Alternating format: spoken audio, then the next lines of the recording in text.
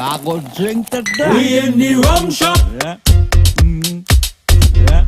We in the rum shop. Yeah. Yeah. We in the rum shop. Yeah.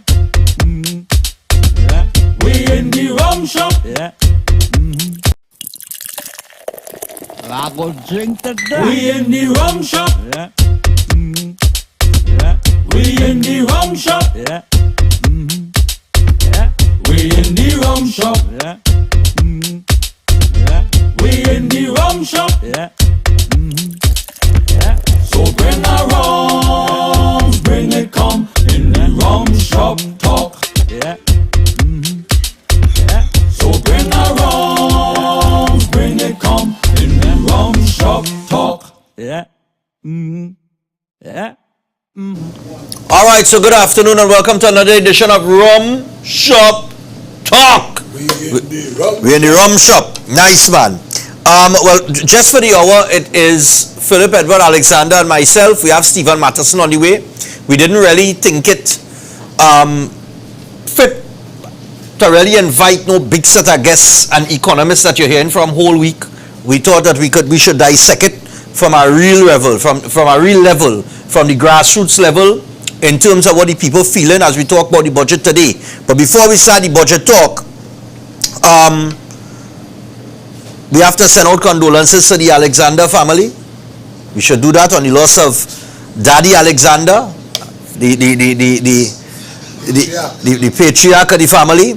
So Phillip, you know, condolences going out to you and the family. I understand you all have your wake going on, and the funeral is when? Thursday come in at 10, not this Thursday, next week. Next week Thursday. At 10:30 at St. Finbar's Church, all our welcome. All right. So, well, we had to preempt the show next week, of course. We had to take our break. Take our break next week now. Take our break next week. Go over yourself. Take our break. This is the only thing that I've done since it happened. Yeah. But you don't have obligation to you. Well, no. You know, I mean, listen. We take our break next week. Don't frighten. Thanks for the condolences. Of course. Listen. Let me tell you something. Is your father? You know, remember I just take care of mine. I take it just now. Where if you keep me back?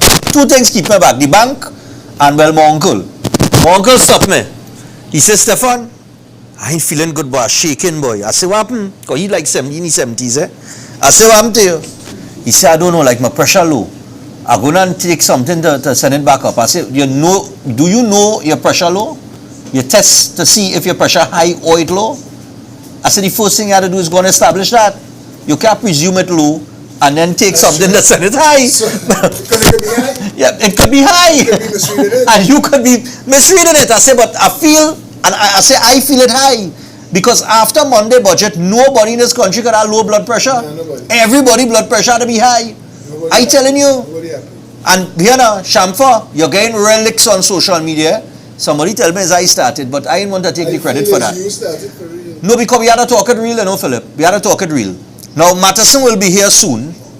I believe he's on his way.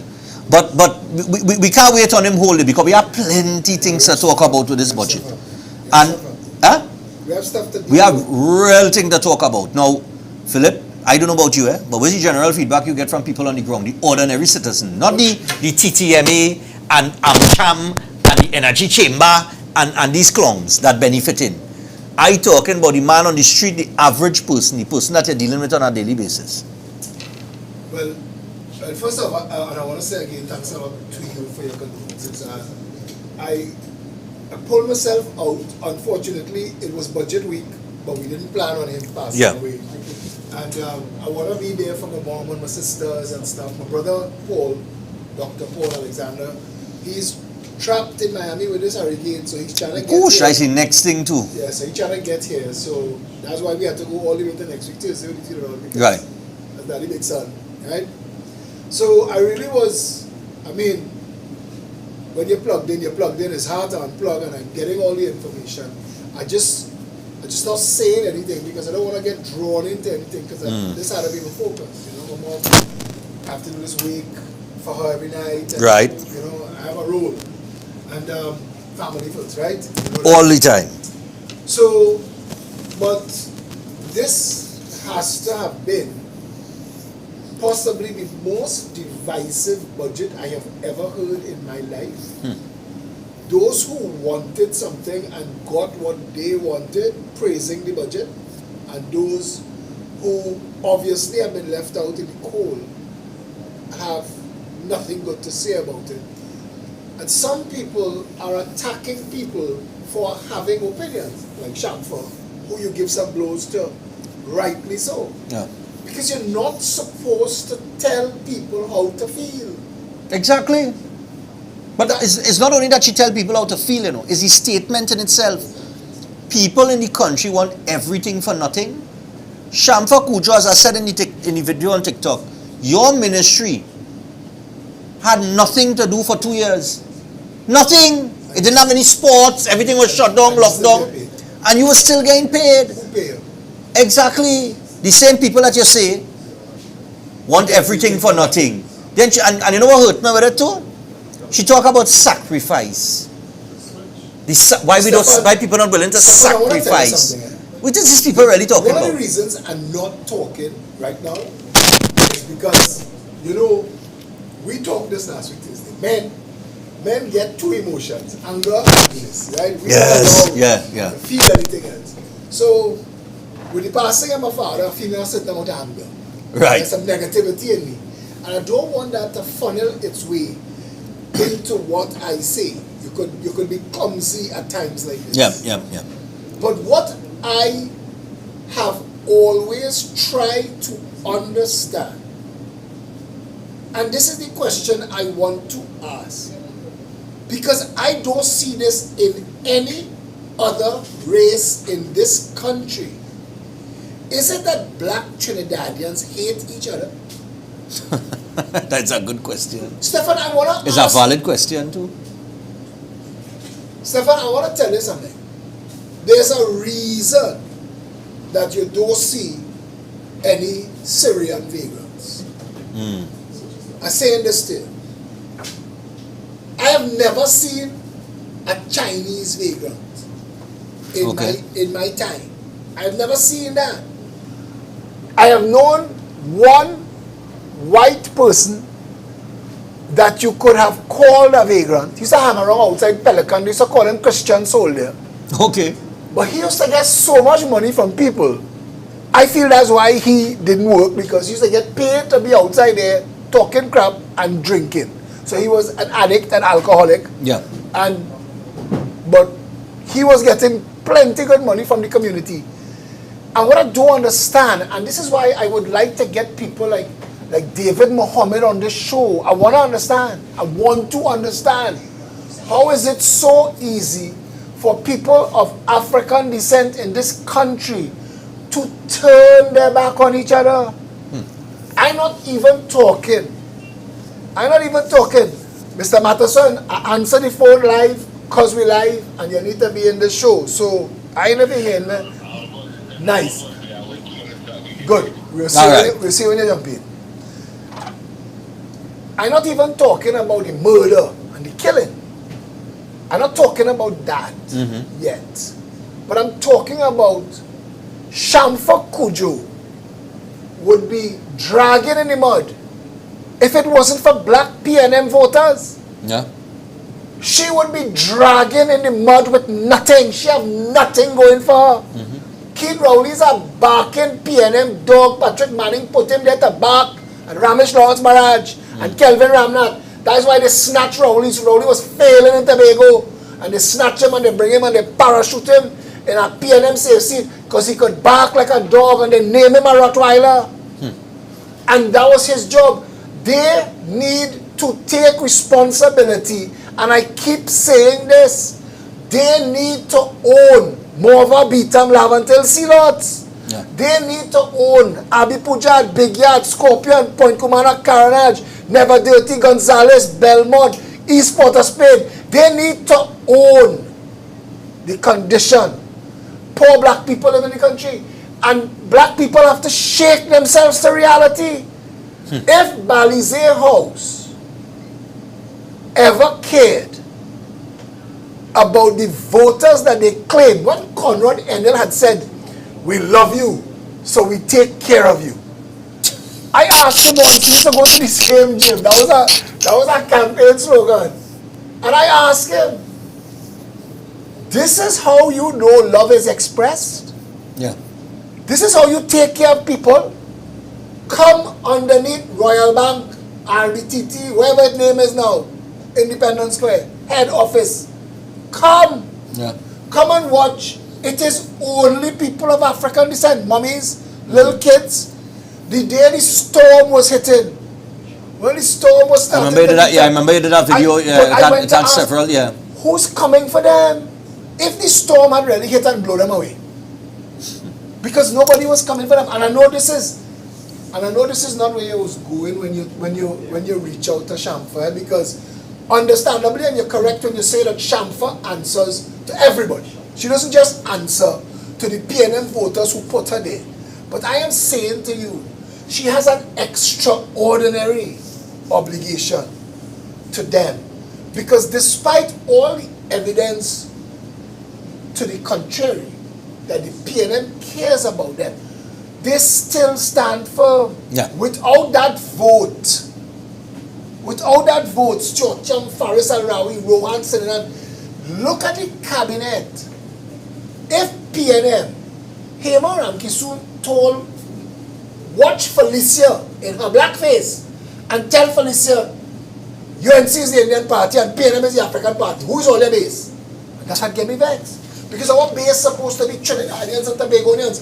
But if the PNM really thinks its base is black Trinidadians, how come the highest offices in the land are Not filled by black Trinidadians? Is it that they do not think that there are any Afro-Trinidadians qualified enough to be a minister of works? Rohan Sinanan has to go to school to become incompetent. He's worse than incompetent. So you're trying to tell me that you could not find somebody better than him To put in that Ministry position? of Works and Transport is one of the biggest Brother man. ministries with one of the broadest Brother man. portfolios.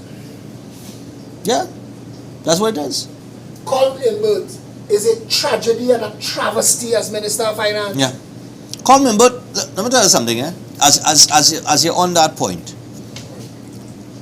I want to find out from people in this country, right? Like, do you not think that you deserve a better standard of living?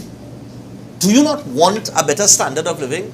Because if you do, right, to all the people who support the budget, and a lot of the people that support the budget, they probably can't even spell budget. If you understand what I'm saying. No, I'm telling you. I want to tell you this. Plenty of them. Stephan, They don't even know what's the meaning of a budget. You know why? I didn't plan to stay quiet. Yeah. But I realize people like you, me, them others, who frame the narrative. Yeah. And the public was looking for, how do we approach this? What do we say? And the other parties, their spokespersons, I'm reading what they're saying. And a lot of them are surprisingly quiet, as if all of them in shock that my father passed away too. Because they have nothing to say. And it's proving the point. And I have a lot to say. I have a lot to say about the budget, what the government didn't do, and what it should have done. Yeah. Well, I'm going to just make this point. And the reason why I say that a lot of the people that supporting it are people that probably can't spell budget is because I want you to take this in context, eh? The people that talking that, they don't understand what was read. They do not understand it. They are just blindly following the political bias and defending something without the understanding that ain't good for me. But it affects them. And right, they are the ones that are going to be affected negatively. All of us. All of us, but more too, them. But them too. And they're going to support Even it if because... it wasn't more them. Stephan, if your policies are damaging my life, I don't care what your race is. I Yeah. want you removed. Yeah. Let me tell you something. Coleman Burt said something. He said, now, first off, I think we should start with the gas subsidies. Let me start there, because that is the whole domino effect. We are starting I was living going to in Canada. ask you, Batterson say a couple minutes away, and I know he want to jump in that talk. So I was going to tell you, we can keep circling the wagons for a while. Well, all right, we could skip And let him jump in. Jump in. All right, but here's one thing. Imbot said he could have balanced the budget if it wasn't for the subsidy. If it wasn't for having to put money into the Heritage and Stabilization Fund. He said that. Now my thing is this, right? You put $1 billion in there, right? That's what he did. He put $1 billion. He said it's $1 billion. He said he put into the Heritage and Stabilization Fund. Now, let me pick sense from nonsense, right? If you want to balance a budget, don't blame the gas subsidy. You could have taken $1 billion from the Ministry of Health, the Ministry of Education. If that is the case, that $1 billion that you put into the Heritage and Stabilization Fund is what you're saying cause you not to balance the budget, I letting all you know that is a farce, that is a false narrative, that is plain smart with foolishness. You could have taken $1 billion from any other allocation and balance the budget if that was the case. So let me not get tied up with the nonsense talk. I want David Welch to find this video. I want David Welch to find this video while his assistant finding me. I'm full about your punches. I want him to find the video where Imbert stood up in the parliament as an opposition member and said, you are lying to the people. The oil companies pay for the subsidy. Yeah. The treasury is not paying for the subsidy. When did that change? Because if that did not change, then what he is doing is stealing the subsidy. Yeah. And if he is lying now, or he was lying then, he should lose his parliamentary privileges. You should not be allowed to be voted into office to lie people and rob them by trickery. Exactly. Yep. If you tell them, and David find that video, the man stand up, he said, you are lying. That's when Larry Hawaii wanted to take, right, yeah. When the UNC was in government, Larry Hawaii was the Minister of Finance, yeah. I remember that, yeah. And he said the oil companies pay for the subsidy. For the subsidy. So, was that a lie? Was that a lie? And Trinidadians, and I was going to tell you this before you jump in the budget, I was going to tell you this. And this is for all of those, and you see some days have passed, so none of the people who have said, none of the opposition, none of the other parties, none of the talk, the professionals, follow me close, I feel them behind my neck, breathing. So I want to say now, what should have been done is an accounting for last year's budget. If you tell me you are spending $5 billion on public health, account for that. But we spoke about that last week, and I have been saying that for years. You cannot come to the population and say that you have allocated $50 billion, $60 billion for the next fiscal year without accounting for the $50, $60 billion from the year before. That is madness. Because we just came out 2 years of the least accountability I think Trinidad and Tobago has ever seen. Where money just spending left, right, and center, you don't know where it's going if it really. Let me ask you something. Remember they spoke about digital vaccine cards? They had paid for it, they had procured it, it was on the cusp of being distributed to the public. Yeah. Wait. But, so where the money? My thing is, I'm not concerned with digital card, because I couldn't care two pack of bricks about vaccine. My point is, where did the money go that was spent for that? Alright, so that's what I would like to ask you to encourage other people to do. It's not enough to just complain. You have to take the government to task. Let's talk about the $20 million that the Ministry of Finance said that it had spent on Faris Building for digital transformation. Yeah. Number 3 Alexandra Street. Account for that. Exactly. Account for that. And all of these things have to be accounted for. We cannot continue to have them operate willy-nilly, do what they want. Exactly, because Close down the education facilities company. We needed an audit of that company. The education facilities company cannot just be closed down. You have to audit it. bring it to a close with its owners.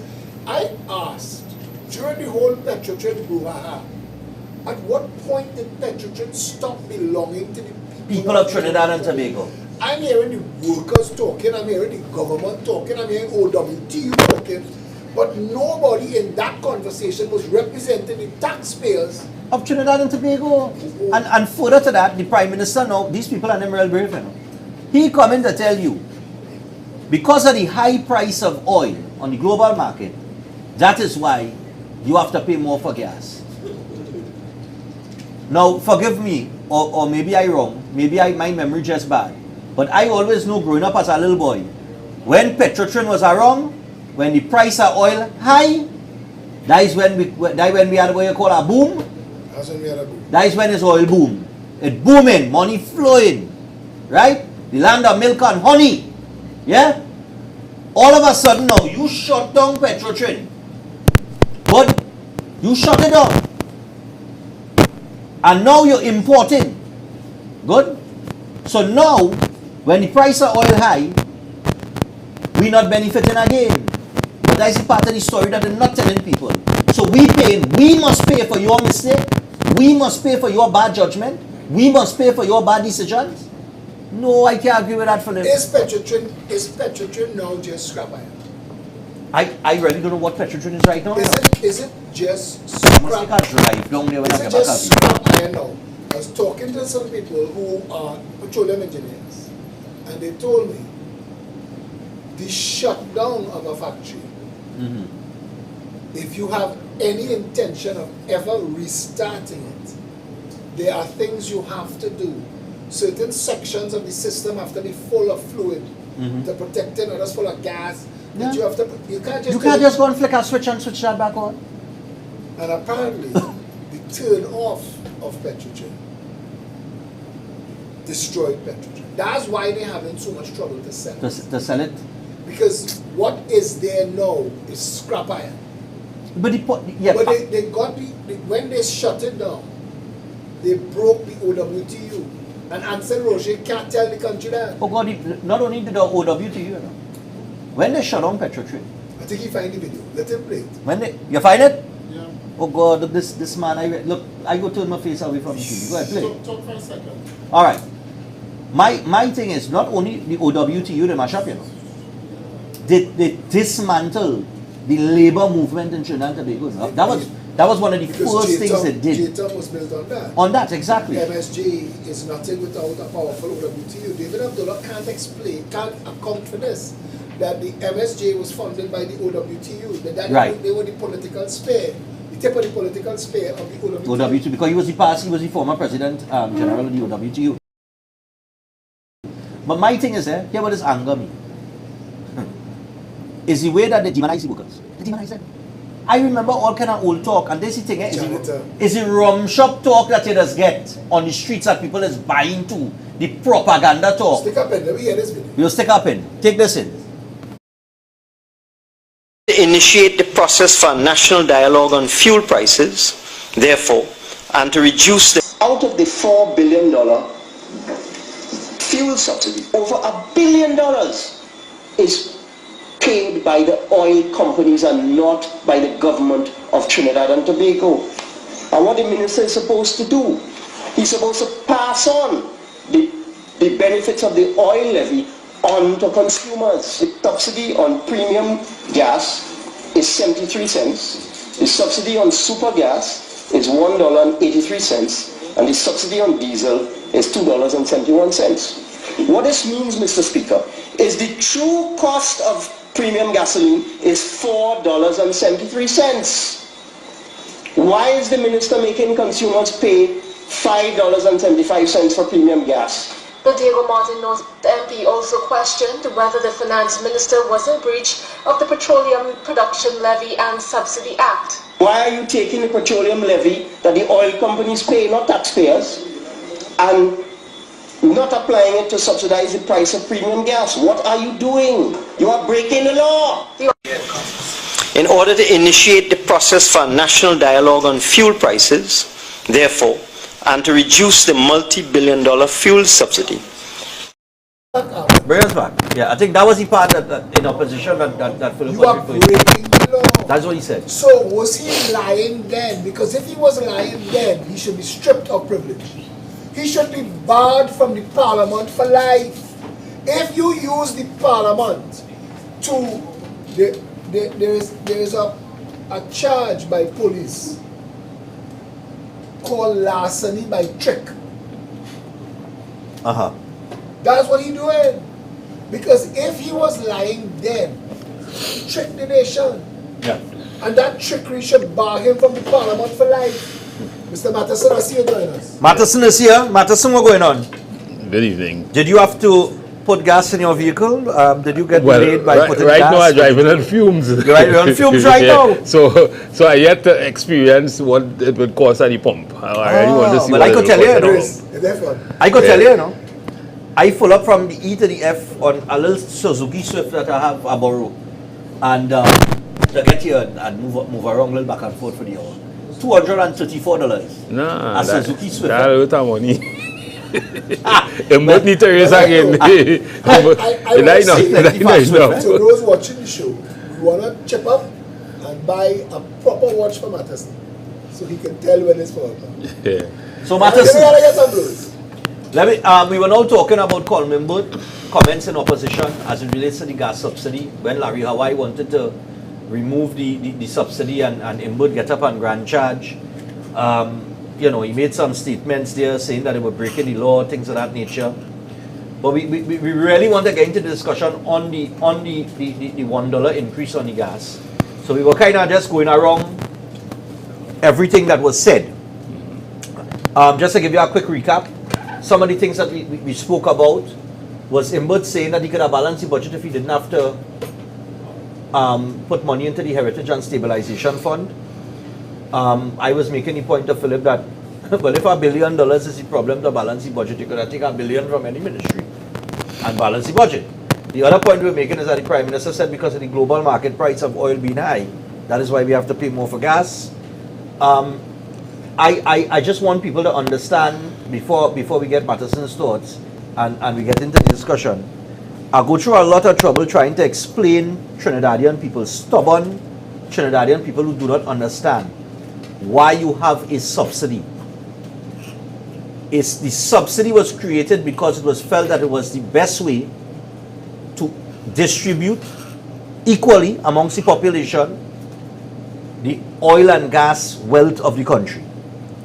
And in doing so, it would keep the cost of living down and you would have a more comfortable lifestyle or a better standard of living. There is no other way that I could think of that you could distribute that wealth equally like that everybody get a little ease. So when we talking, when people making noise about the removal of the gas subsidy and your standard of living getting higher and the prices in the grocery going up and everything going up. Now nothing wrong with that, you know. If the people that leading also making sacrifices. And that is where the problem lies. Because I don't know if you catch what Shampa Kujo said at the opening of the Takarigo Community Center. You didn't hear what she said? No, I didn't hear. She said Trinbagonian people want everything for nothing and people in making no sacrifices. She went on to say that there are people in the country never do work a day in their life and they collecting a pension. Well, Go on and share your thoughts. You share your thoughts. first thing I want to say that you know, I listened to the budget and I listened to the commentators, albeit the economists and the other professionals, and what they had to say about the budget. And just to answer your question about the subsidy, while you are right with respect to the equitable distribution of the wealth, the sovereign belongings of the people of Trinidad and Tobago with regards to oil, the removal may more or less be predicated on a number of other things, which would include the state of the nation and the fact that the government may be feeling that there may be other more important things to deal with just now with if the subsidy, if they didn't have to pay that subsidy. My problem with all of that, my problem in particular with the budget was the fact, I think we have to first think. Remember last week, the question was asked, what you think will happen in the budget? And we did talk a lot about agriculture, we did talk a lot about some other things. Agriculture, culture. Yes. And to me, those are usually the casualties of a budget like this. And to me, that's a mistake. That's just a mistake for me, because I believe that if you could feed a nation, if you could, all the problems we have right now, we will decrease it twofold. Yeah. And one has to ask, what's the real purpose of the Heritage and Stabilization Fund? The Heritage and Stabilization Fund, in my opinion, should be a reserve fund to deal with situations like these, to equalize, to bring back a certain kind of balance to the economy. Yeah. Now, when you look at I heard in the budget a lot of comparisons with other countries.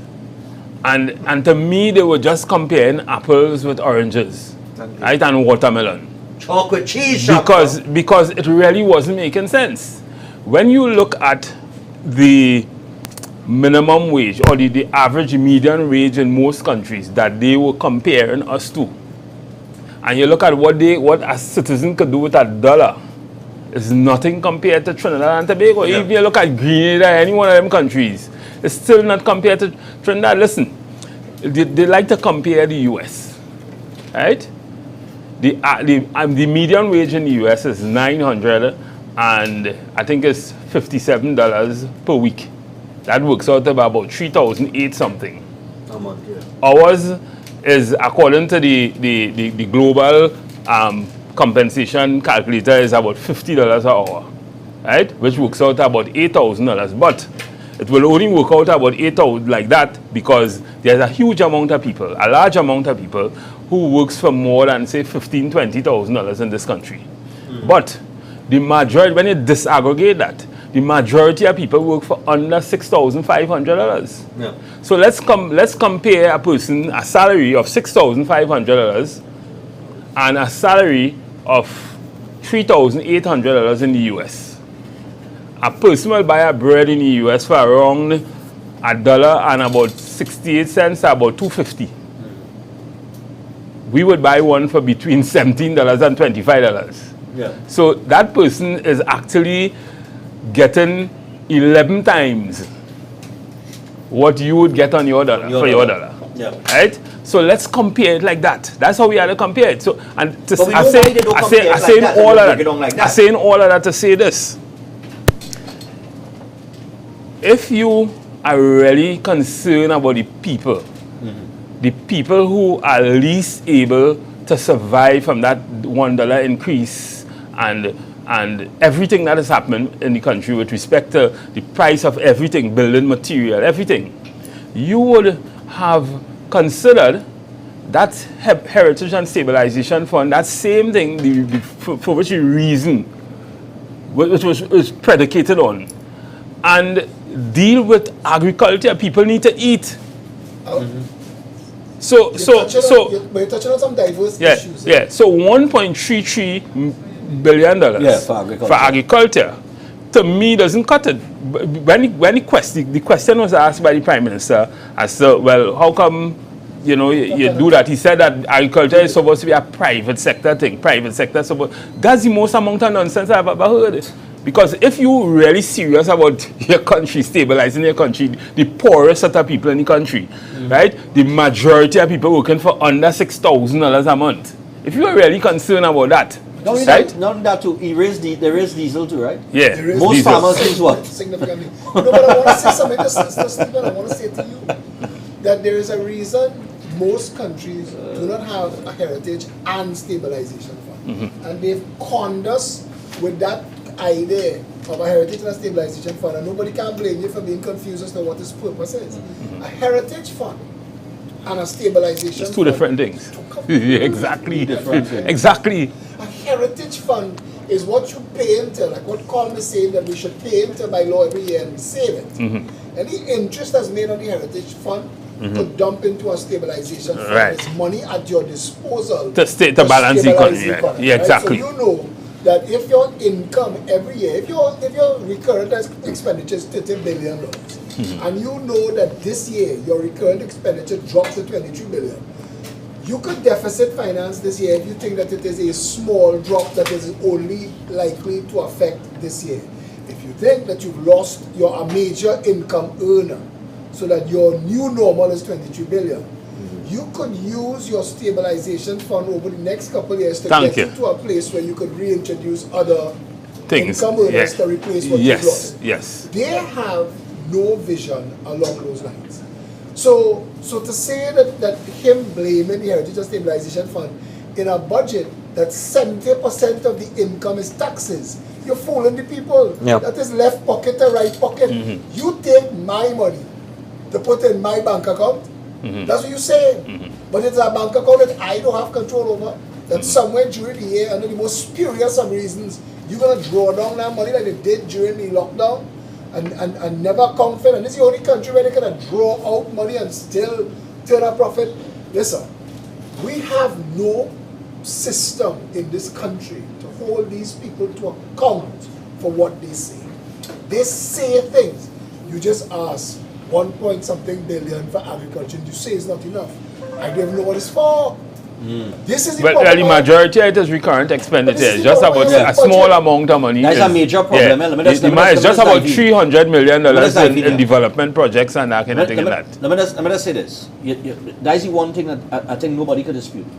Every allocation for every ministry, the vast majority of the money is recurrent expenditure. Exactly. Right? Yeah, but Now my thing is this. So it means we're doing the same thing over and over. But my thing is this. Does that not put us in the position now to, and I'm just asking the question, does that not put us in the position now to analyze the public sector? But Stephan, Because for a country with 1.3 million people, he's giving you a lie. Every business in the world has recurrent expenditure. yeah. You must. What you need to tell me is, let's say it's a sales environment. There is a cost of selling, there's a cost of product, and when you do those things, you either generate a profit or a loss. That is our concern. Which is you see, I want to also talk about the trade union and the 4% and the government position on that also. They made it very clear. They're moving from 4%. Yeah, but So I want to well, say what you're saying because all of what But you're you see, saying when there you- with profits. When you brought up agriculture, and this is what I have said, and I've said this repeatedly, and I want to say this again. Our budget cannot be a 2-hour exercise flinging words at a camera. None of us are qualified nobody in this country are qualified to really take that budget apart. The numbers are too vague. They are not predicated on any real solutions that you could say that following up on last year's investment in the whatever industry, that we continue to spend, our business takes 3 to 5 years to realize real profitability. So you say we continue to throw money into this agro sector or that, and say what? Say why? Tell us why the budget cannot be such a short exercise. You can't tell me that on a whim you turn in the HDC into 3 companies. So one company gonna build house, the next company gonna maintain house, And one going to collect rent. one gonna collect rent. All of a sudden you pull a private sector business, furnace, It's really just make who work. not in the housing business at all. It's really like it's really just make work URP kind of thing. No, but you can't have make work for your 1% friends. Yeah. When Rahal and Queensway jump out of cloth and jump into building house, it's the same thing now with furnace. And the story in the media about them cutting out Brian Manning from the picture is spurious, it's vicious, it's a waste of our time, and they're distracting us with nonsense. When the real question is, since when Furnace building house? And how come Furnace get this contract? And where was the tendering process? And why are you giving 800 plus houses to a large company like Furnace when they have so many small contractors in this country? If you give everybody a 10 house each, you will drill the money down to where it needs to be. I just want to go back to agriculture a little bit. But you No. have to deal with this. Yeah, no. How does Furnace building house for HDC benefit anybody? Well, that is a business proposition. But let me just say this, right? I was saying that I think the best thing for this country would have been a huge investment, capital investment in agricultural infrastructure, right? Now, the government, Dr. Rowley answered that question in saying that is a private sector thing, but the oxymoron and all of that is that on one hand, it's saying it's a private sector thing, but on the other hand, you see, you have a program where you are training young people, giving them land and money after 1 year to get into agriculture. Now, that is excellent, but you're not making sense. Because if it's either it's a private sector thing or it's a government thing. If it's like what you're doing is a government thing, now what I'm saying is, if the government will think for a moment and make a huge capital investment in agriculture, like that program and others, but we have a lot of land. We have a lot of people who want to get into agriculture, invest into the infrastructure, and you don't even have to invest in it. You don't even have to physically invest in it. Give people the kind of tax break and the kind of ability to bring down the equipment and make them responsible for it. Hold them responsible for portions of land, quotas, how much you produce for the year, the price. Hold them responsible for those things. The price, you wouldn't go to the market on Saturday and pay $25 for a pound of tomatoes. In a country where we have 2 seasons, and in both seasons, things could be here. Yeah, exactly. Right? So that to me is, we can't eat oil and gas and we can't eat all the thing you're talking. It just doesn't make sense. But in terms People of need to live. The other thing is, the other thing to live, the people most likely to suffer in this country from any shocks in the economy, any rise in gases and things, any rise in gas price and anything, is the people who earns minimum wage, and that's the majority. Stephen, what you are watching is the media dance thing. What you're watching is them throwing stupidness like the man in cut out the picture, like Rowley said, turn off your air conditioner when you're driving, you'll get far. The budget is a fool the people's circus. Nothing that we are talking about there. Because I smile every time you say it. How many things that I've put into the national conversation, like working out what is the value of a unit of work in Trinidad. If I work for an hour in Trinidad digging a hole, and somebody work for an hour in America digging a hole, and somebody work in England for an hour digging a hole, what we get paid and what you could do with that money is what you need to measure. Right. But more than that, and I'm glad you're going there, because I really want to talk about negotiation. I really want to talk about how we see things in Trinidad and Tobago. And to a large extent, the government is right in some ways, and they are not negotiating anything properly. Right? In terms of I'll tell you how they're right in some ways. Now, trade unions need to start to negotiate things looking at, on the other side, performance. If I have a business and I hire you, I want to know that if I am paying you $20,000 a month, I must be getting in productivity $80,000. Yes, right. But these are different negotiating cycles. So, and the budget, the money that you are negotiating with me for now, if it is from 2013 to 2016, it has to be predicated on the performance of the company in 2013, 2016, and not 2022. Yes, I agree. Yes, I agree. That is what it has to be. We are owing people from 2013, 2016, 2017, 2019. That is the time. And then we want to come and tell them, based on the performance of the economy now, we are going to not be able to pay you for the work. Thank you. Yes, That is wrong. That's wrong in my opinion. But I had to blame the unions for that.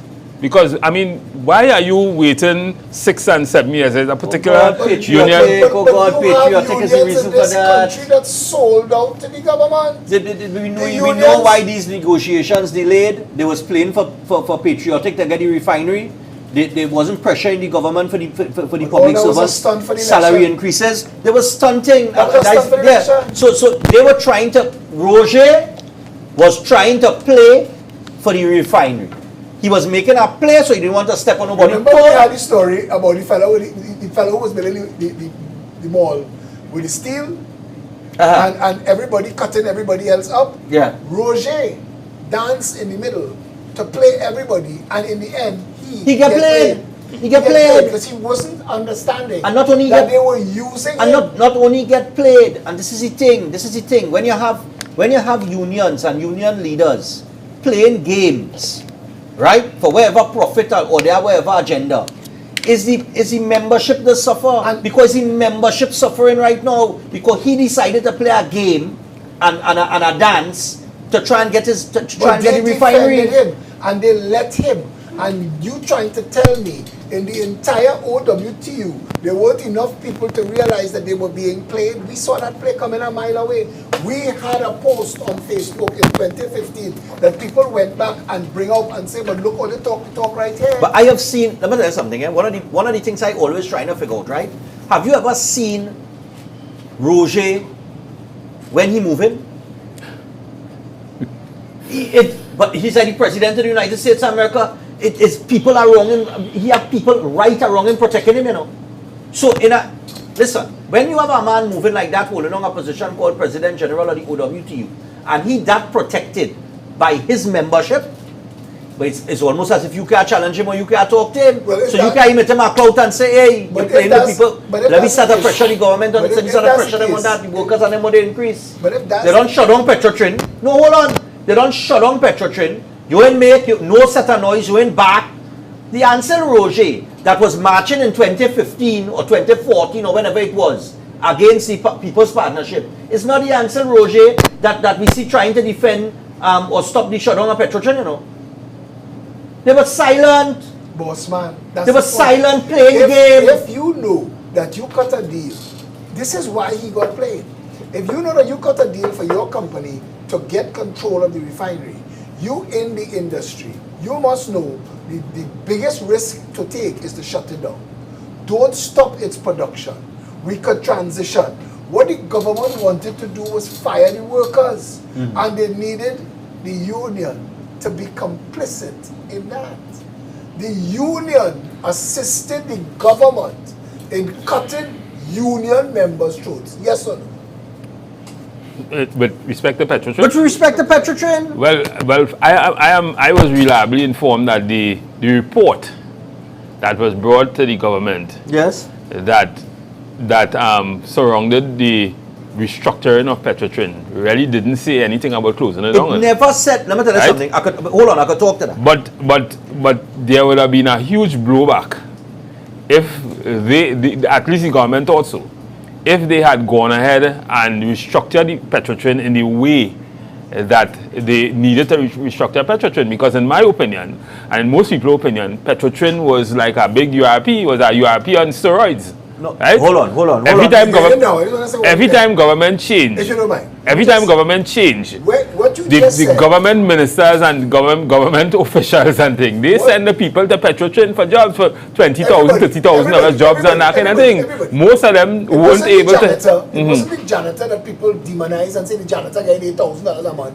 It was the amount of senior vice presidents of nothing. Yeah, exactly. That were drawing massive salaries. Exactly. But when you said what you just said there, because that report that the public never got to see was the report that Espinay was quoting when he said that Petrotrin has turned a corner and that we are profitable. And 3 months later, Franklin Can said, if they don't shut down Petrotrin, it will destroy the economy. Remember that?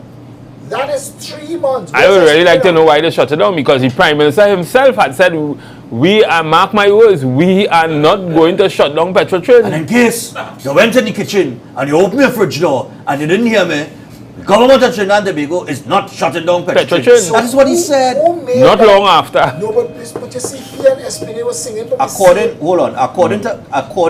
to Abdullah, I had an interview with David Abdullah, and he will tell you this, because he told me this on national television in the interview. He said he was there when they delivered the report, the Lashley report, and the report never spoke about shutting down Petrotrin. The report said that the management structure needs restructuring. They need to do a restructuring of the managing aspect of things. Rowley and Espinay He said- say the same thing. Right. And then Franklin Can, what changed it. He said he was left to sit down outside while I think it's Lashley and Rowley went into the had a meeting. They was in there for about an hour, and then when they came out, boom, decision was taken to shut down Petrotrin. This is what Abdullah told me. Okay? But the report, now my thing is this, we're talking about accountability, right? Where is the accountability for that? You did 2 reports. You had the Solomon report, I think it was, and the Lashley report. 2 reports on Petrotrin, right? A company that is responsible for Trinidadian people having the life that they have in terms of the standard of living, right? Because I mentioned this before, when the price of oil was high and you had a Petrotrin and you had a refinery, it's a boom. This would be a boom. Would be a boom. So the people would have benefit because money would have be rolling, would have be the land of milk and honey. When the price low, okay, little pressure, but when the price high, we used to benefit. Now the price is high, and you're saying that we have to pay more for gas. Because we had to buy oil. So my thing is this. We had to buy oil. Right, so my thing is this. Where is the accountability for the people who initiated these 2 reports to be done, these 2 reports that were done, these 2 reports that came back and said nothing about shutting down the company?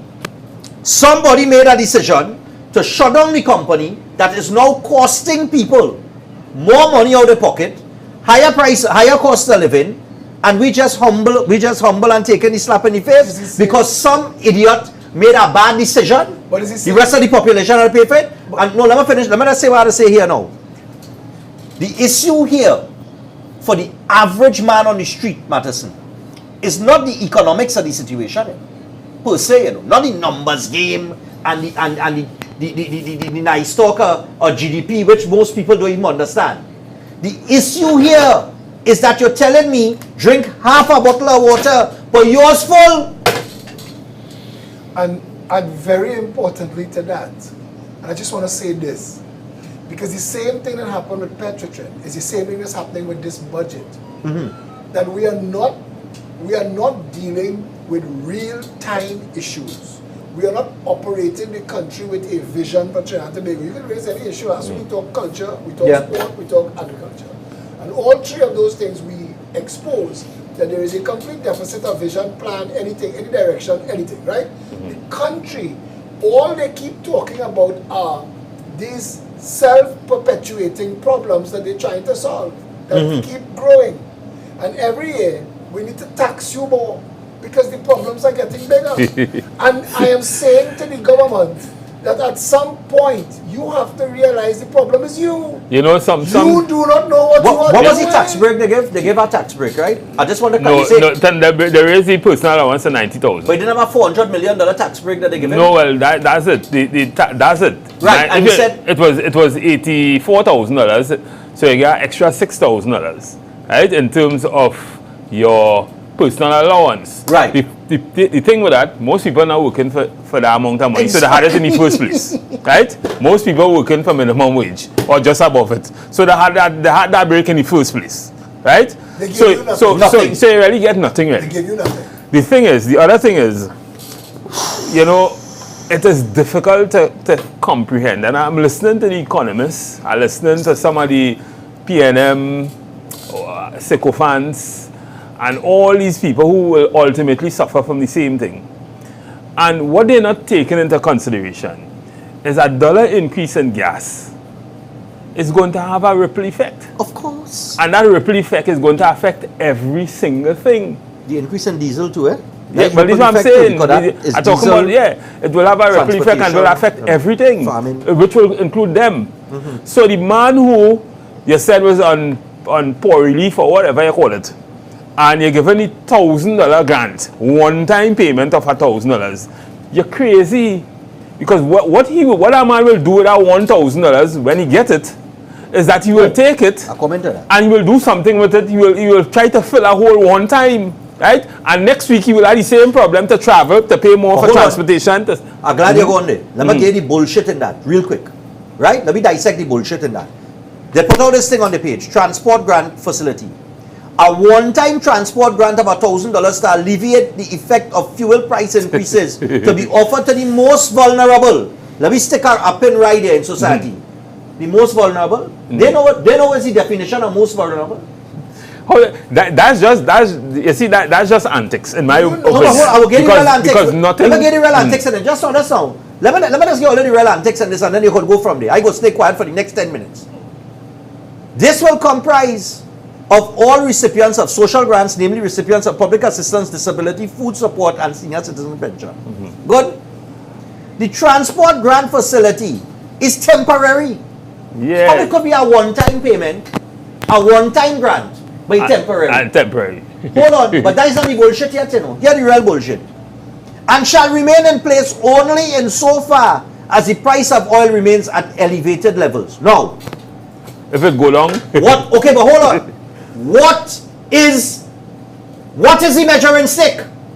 If oil is 85 US a barrel now, let me just say, okay, well, what is Would you give below us elevated levels? When it go back down, 75, 60? Stephan, when it go back down, will you give us back the dollar? Back the dollar. That's the next thing. You understand? But this is the point you're raising.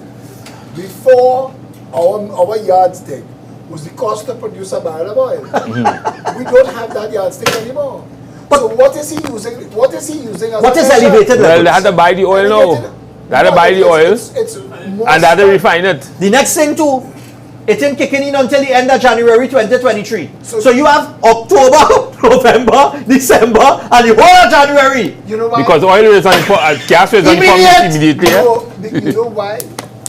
Because all of the future prices of oil that predicated on winter will raise the price of oil now, and in January it'll be coming down. Yeah. So maybe they will find their elevated levels has been reduced in January. So no more transport no more grant. transport grant. Yeah. And this is the game. I want to say But something. our prices will not, our subsidy will not get back.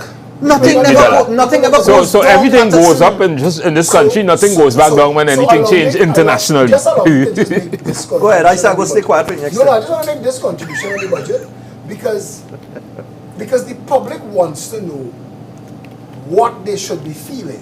They don't know. They don't know what happened. They are hearing special interest groups talk from their perspective. But the public doesn't know what this means for Trinidad and Tobago as a whole.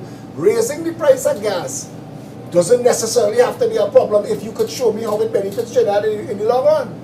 You understand what I'm trying to tell you? If you could show me that removing this subsidy gives you the opportunity to plug this money into these development efforts that will redound to the benefit of all taxpayers by second quarter 2023, then every Trinidadian could tell one another, well, let me tighten my belt for that. They have us tightening our belt with every successive budget and not saying for what purpose. This is the point I want to make, and I want to just make this point. A budget is a vision document. Is that what I just said? It is a A vision. budget is a guide. A budget is saying that It's a between focus. now and 12 months from now, we want to be here. Based on X amount of revenue that we projecting we to be will here, get. right? So let's say you come up with a figure of 53.7 billion, and you tell me X amount of this billion is recurrent expenditure, and then we have to deficit finance the rest. The question that every economist is supposed to ask the government is this: if you have all of this recurrent expenditure, it should be delivering something. A profit, most likely. Exactly, Or a loss. as you say in Performance, business, yeah, as you yeah. say as a Performance, business, yeah. as a business, you put money into a business to get back something Right. along Yeah. the road. You buy a shirt Yeah. for $1, you pay $1 rent, you sell the shirt for $5, you clear $3 profit. Exactly. You pay yourself $1. So tell us how $2, how it works. You have $2 left, you buy two And shirts. that's where I was going between Yeah, yeah, the current so- expenditure. So I'm saying to you this, and I just want to say this: Trinidadians need to understand, and all the other political parties and talking heads who talking. A budget is a vision document. We supposed to know that Trinidad. We talk pepper mash. Remember that? Trinidad's supposed to be able to say that we're gonna. And I want to say this: when India told the world we will be the call center of the world, we said laugh at that. When you call for tech support for Lotus 123 and Corel Draw People in India, look, and they help you. Remember that? Remember that? The world used to laugh. Comedians used to laugh at them. 6 of the top 10 CEOs in the world right now are from India. India has more patents. There is more IT work being done in India, but you have to start somewhere. Exactly. So you start as a call center, and you get your people accustomed to technology and coding and understanding what information technology. I just pulled that as an example. What is Trinidad and Tobago if we are not oil and gas?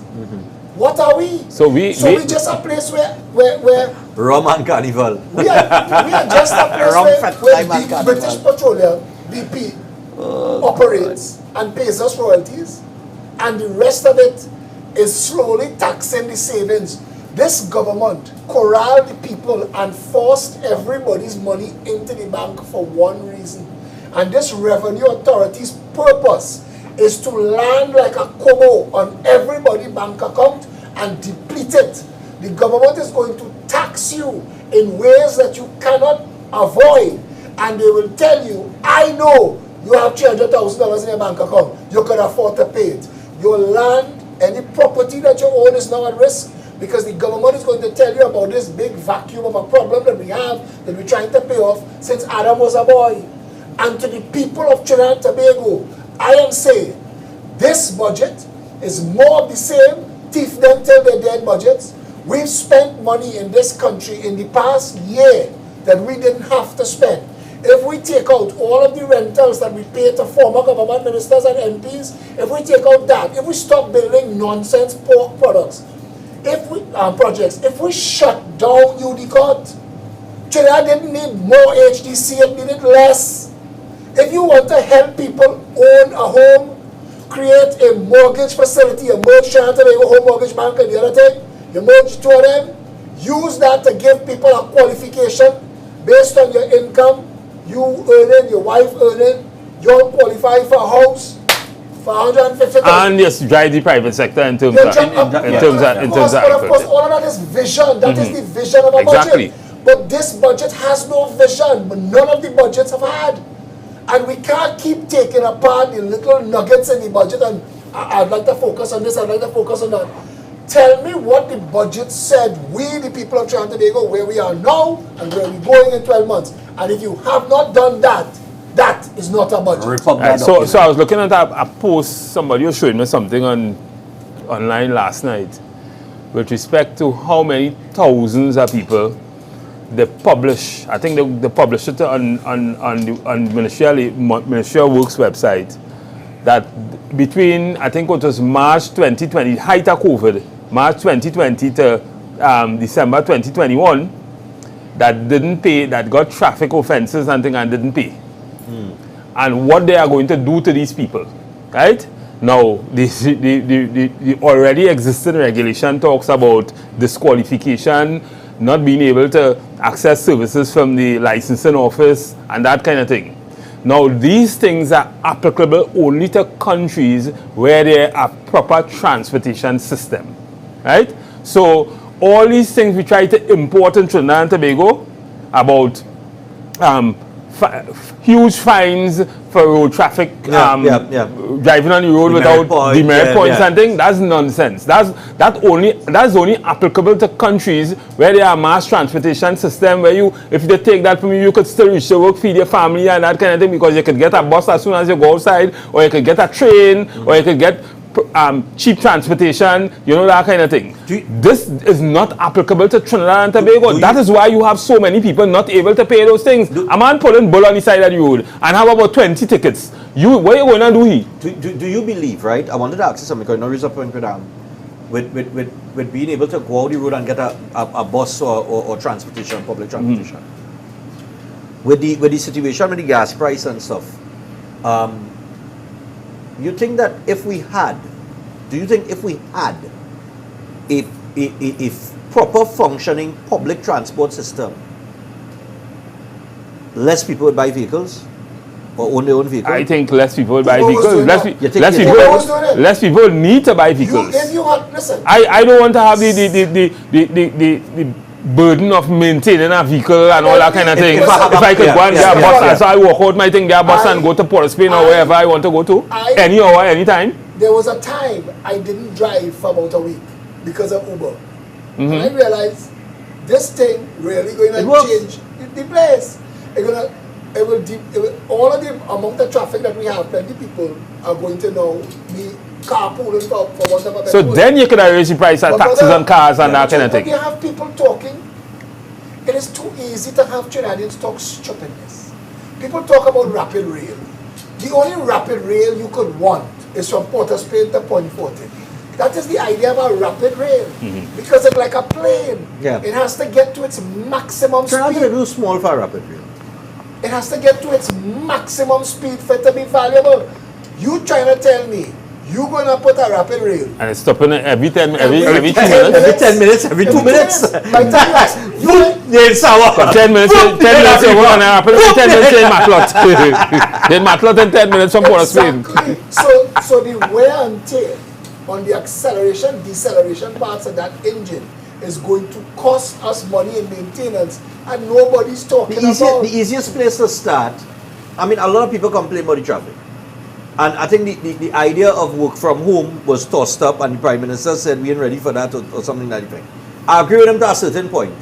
But the fact that we're not ready for it is because we lack the infrastructure for it. We lack the data. We lack the, you see, Right. It's Yeah. all kind of thing we lack. Yeah. It's all kind of thing. You see, Decentralizing Port of Spain. you see, at the end of the day, if you, and we go back to the unions again, if we really understand what negotiation should be yielding, right, is not so much more money, more benefits, but more productivity also. Exactly the one right? word that So you're so not everything using. must be cyclical. It must be dynamic. Stephen, the one word they're not using is deliverables. Exactly. I'm not supposed to monitor what you're wearing and how long you're spending.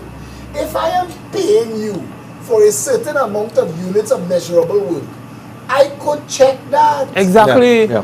So you must have that kind of data, that kind of analysis, Yeah, but that kind of system to be able to measure those things so that we could negotiate What it. Rowley is saying is the vast majority of jobs in that public sector are jobs that are already redundant. Yeah. No, but you're making more because if you going to split up HGC in 3, Ministry of Works is cheap. you going to what you do? You just make work. You doing nonsense. This is high-level CPAP for PNM. Yeah, you doing nonsense. You're making nonsense. So you're making a bigger price. You're making a bigger. But no, If you go to the UNC in the office, they will fire all the low-level PNM party card holders and replace them with UNC party card holders. That's exactly You it. cannot continue this. That's nonsense. exact This because is not how you when run they a country. wanted. But my point, my question to both of you is this: okay, recurrent expenditure takes up a huge part of the budget. Salary, wages, goods and services. We know that the public sector is overemployed. So it would take a lot of courage by any administration to say, listen, the reality is we have too many employees working in WASA for a country with 1.3 million people. That is a little dot on the map. Could you give ground for 1 second here on that? Sure, go ahead. I want to say this. It is not that we have too much employees, you know. Okay, we have but what is people it? underutilized. We are mismanaging the country. WASA, with the exact amount of employees, it may need more. If you decentralize WASA and give WASA responsibility Okay. to actually manage the water in the country, if WASA's job was to manage flooding and water distribution, WASA then would have a department of water management that will tell you that in this area we get the most amount of water, let us capture it. So it is counterintuitive. your point is that it's not that it is overemployed, is that in the current system on how things are structured, in current structure, we have people being underutilized. But absolutely, look at the Ministry of Works and Transport. Nobody understands what the Ministry of Works and Transport role is anymore in a world of Junior Sandy Calco's, Kusals contracts. Nobody understands. Well, the first thing they had just the ministries, right? But I just said Right. And then they said they wasn't getting the kind of productivity, they wasn't getting that a lot of bureaucracy and that Yeah. kind of thing to be able to get things done, and they start developing special purpose companies like UDCOT and all these other Right, companies. right, They still right. maintain And their sense. now these companies still exist, now you're saying So you're that they want financing too? yes. Ah, Now you're going to replicate it now. So And with three new companies. this is just craziness. And that's the point. This is just craziness. But you and When do we Stephan- stop? Because you and Stephan have said it before, and all of the intelligent people in the country say it repeatedly, that until we, the people of Trinidad and Tobago, say that this is unacceptable, when you walk through Woodbrook now, tell us the answer why folks for a company called Unicom. And Unicom is building these, what do you call it? I don't even know where you call that. Yeah, because I just seen the place blocked out. I don't know where you call that. Declines on the corner. You know, they're never inclined to drive into your yard through the Yeah, corner. yeah, yeah. So they're building those. And I don't know what purpose they're supposed to serve. Or the building it inside there to put it around. Every corner in Woodbrook. But what people are sending me pictures is most of the corners already have them as people's driveways. And you're putting one next to it. What's the point of it? Is it just that you paid $50,000, $100,000, $2 million a month, and it's a way to feed your finances? And these are the things Trinidadians. You see, Trinidadians, I hear people calling for a march. And when Moody called me on the phone, I said, brother, you're not ready. You need to have a They're vision. ringing on my phone too. You have to have a purpose. If you tell me, I knew the purpose. What is your end game? We What knew is the your purpose end of the game? candle. We knew the purpose of the petition. We understood where we were going. Somebody who just got a medal in Independence Night, he said it was up to us to continue to carry it. He crawled from under a rock. The government declared a state of emergency to shut down the candlelight movement. We were mobilizing children. The You thing remember is, that? right? Let me tell you But what he can't say that and get away with it. Right, but let me tell you this thing. But that because is you done. get a medal, you will say that the responsibility falls on the private civic-minded groups and they should have sustained. We were sustaining through lockdown, we were sustaining through bad weather. The government declared a state of emergency predicated on no sense and shut our movement down. Let me just say this. If you, I am glad that people coming out and they want to have their voices heard and they want to come out in the numbers and they want to protest and everything. But if your end game is to march from wherever in the east to outside the Red House to hold a placard and say Rowley must go, it not working. Exactly. It's not working. What you doing is getting some good exercise. Exactly. And that's it. And that is it, because walking is very good and one should walk 10,000 steps a day. So walk. But don't be fooled into thinking that you're going to make a difference if you don't have a plan. As Stephan We're not saying not to do anything, you know. Not even though have a plan. You had to be. What is your end game? You had to be able to titillate the imagination of people. The very people. It's like Stephan was telling me a story one time. He said, listen, you say, you know, if you mine and foul in the yard and you pull all the feathers off of them and they're bleeding, they can't fly, they can't run about nothing, and you throw corn for them, they're still coming. That's exactly what this government is doing. You all know they're pulling out their feathers. You see next year and next year after, year after next year, boy, they're going and throw corn for you like madness. Because they know you're going and forget everything they do now. You see, the fact that the country is divided by race, there is... I don't think we're divided by that again. You know? No, but... You know, I think we're divided by? Sense. Sense and no sense. That's what we're divided by. Critical thinking. All the people who have sense walk away from the PNM and the UNC, we could then say, okay, because I want to tell people this. But there are people who have sense eating and feeding at the trough. Of course. And they will do whatever to continue. I know a few of That's them. what they do. That's why they They're looking good, but they're working for no certain money. They're working for they're eating enough. They're feeding at some of them on the radio. One thing they have a salary from URP and CPEP, but on the radio and making noise. That's the thing. And they're studying themselves from an individual they're destroying all the other people who are fighting. This is biscuit tin politics. That's what this is. This is biscuit tin politics. You find a man in the union, I give you a biscuit tin. And in the meeting, you tell them, watch that. That's what they're doing. Look at strategy. They unraveling the organizations from within. They're paying off people. They say, nah, if we give a contract or he give his wife, his child trying to go away to school, we go pay for that. You just hush them out and make sure that they may match it. All I saying, you could march, but you must have a strategy. Look at Chuta. Chuta went and announced rest and reflect for Monday. Minister of Labour and Attorney General thing, it was oh God. Injunction. They went, the Ex file parte injunction. Ex parte. Right, it was an emergency hearing, they filed the injunction, they stopped tutor. You see, this is my thing. You just do a rest and reflect. You announce our next rest and reflect on budget day, right? No, my thing is simple. Have a strategy. For instance, Joe Biden just declare and say the pandemic over. Terrence Yalsing jump up and say nothing Trinidad and Tobago.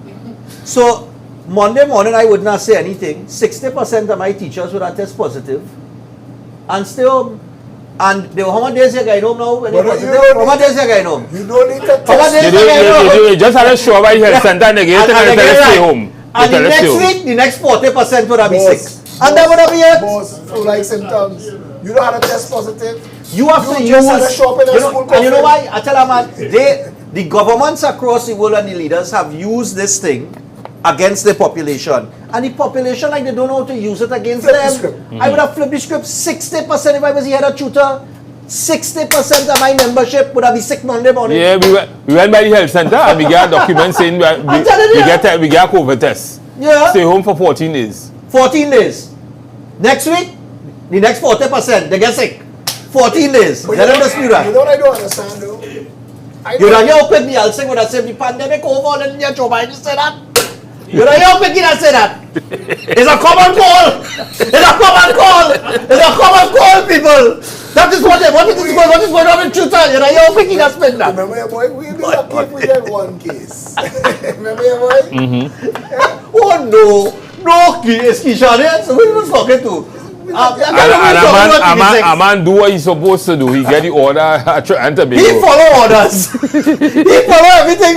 Everything so he follow it. And he got medal. Yeah, he got medal. So I mean, you can get medal for anything. Chopman get award for not being able to pronounce medication. Did we have a show? Heinz get award for drawing graphs. But if I know I get award for drawing graphs, I will be drawing graphs inside primary school. And the next one get award for counting beds.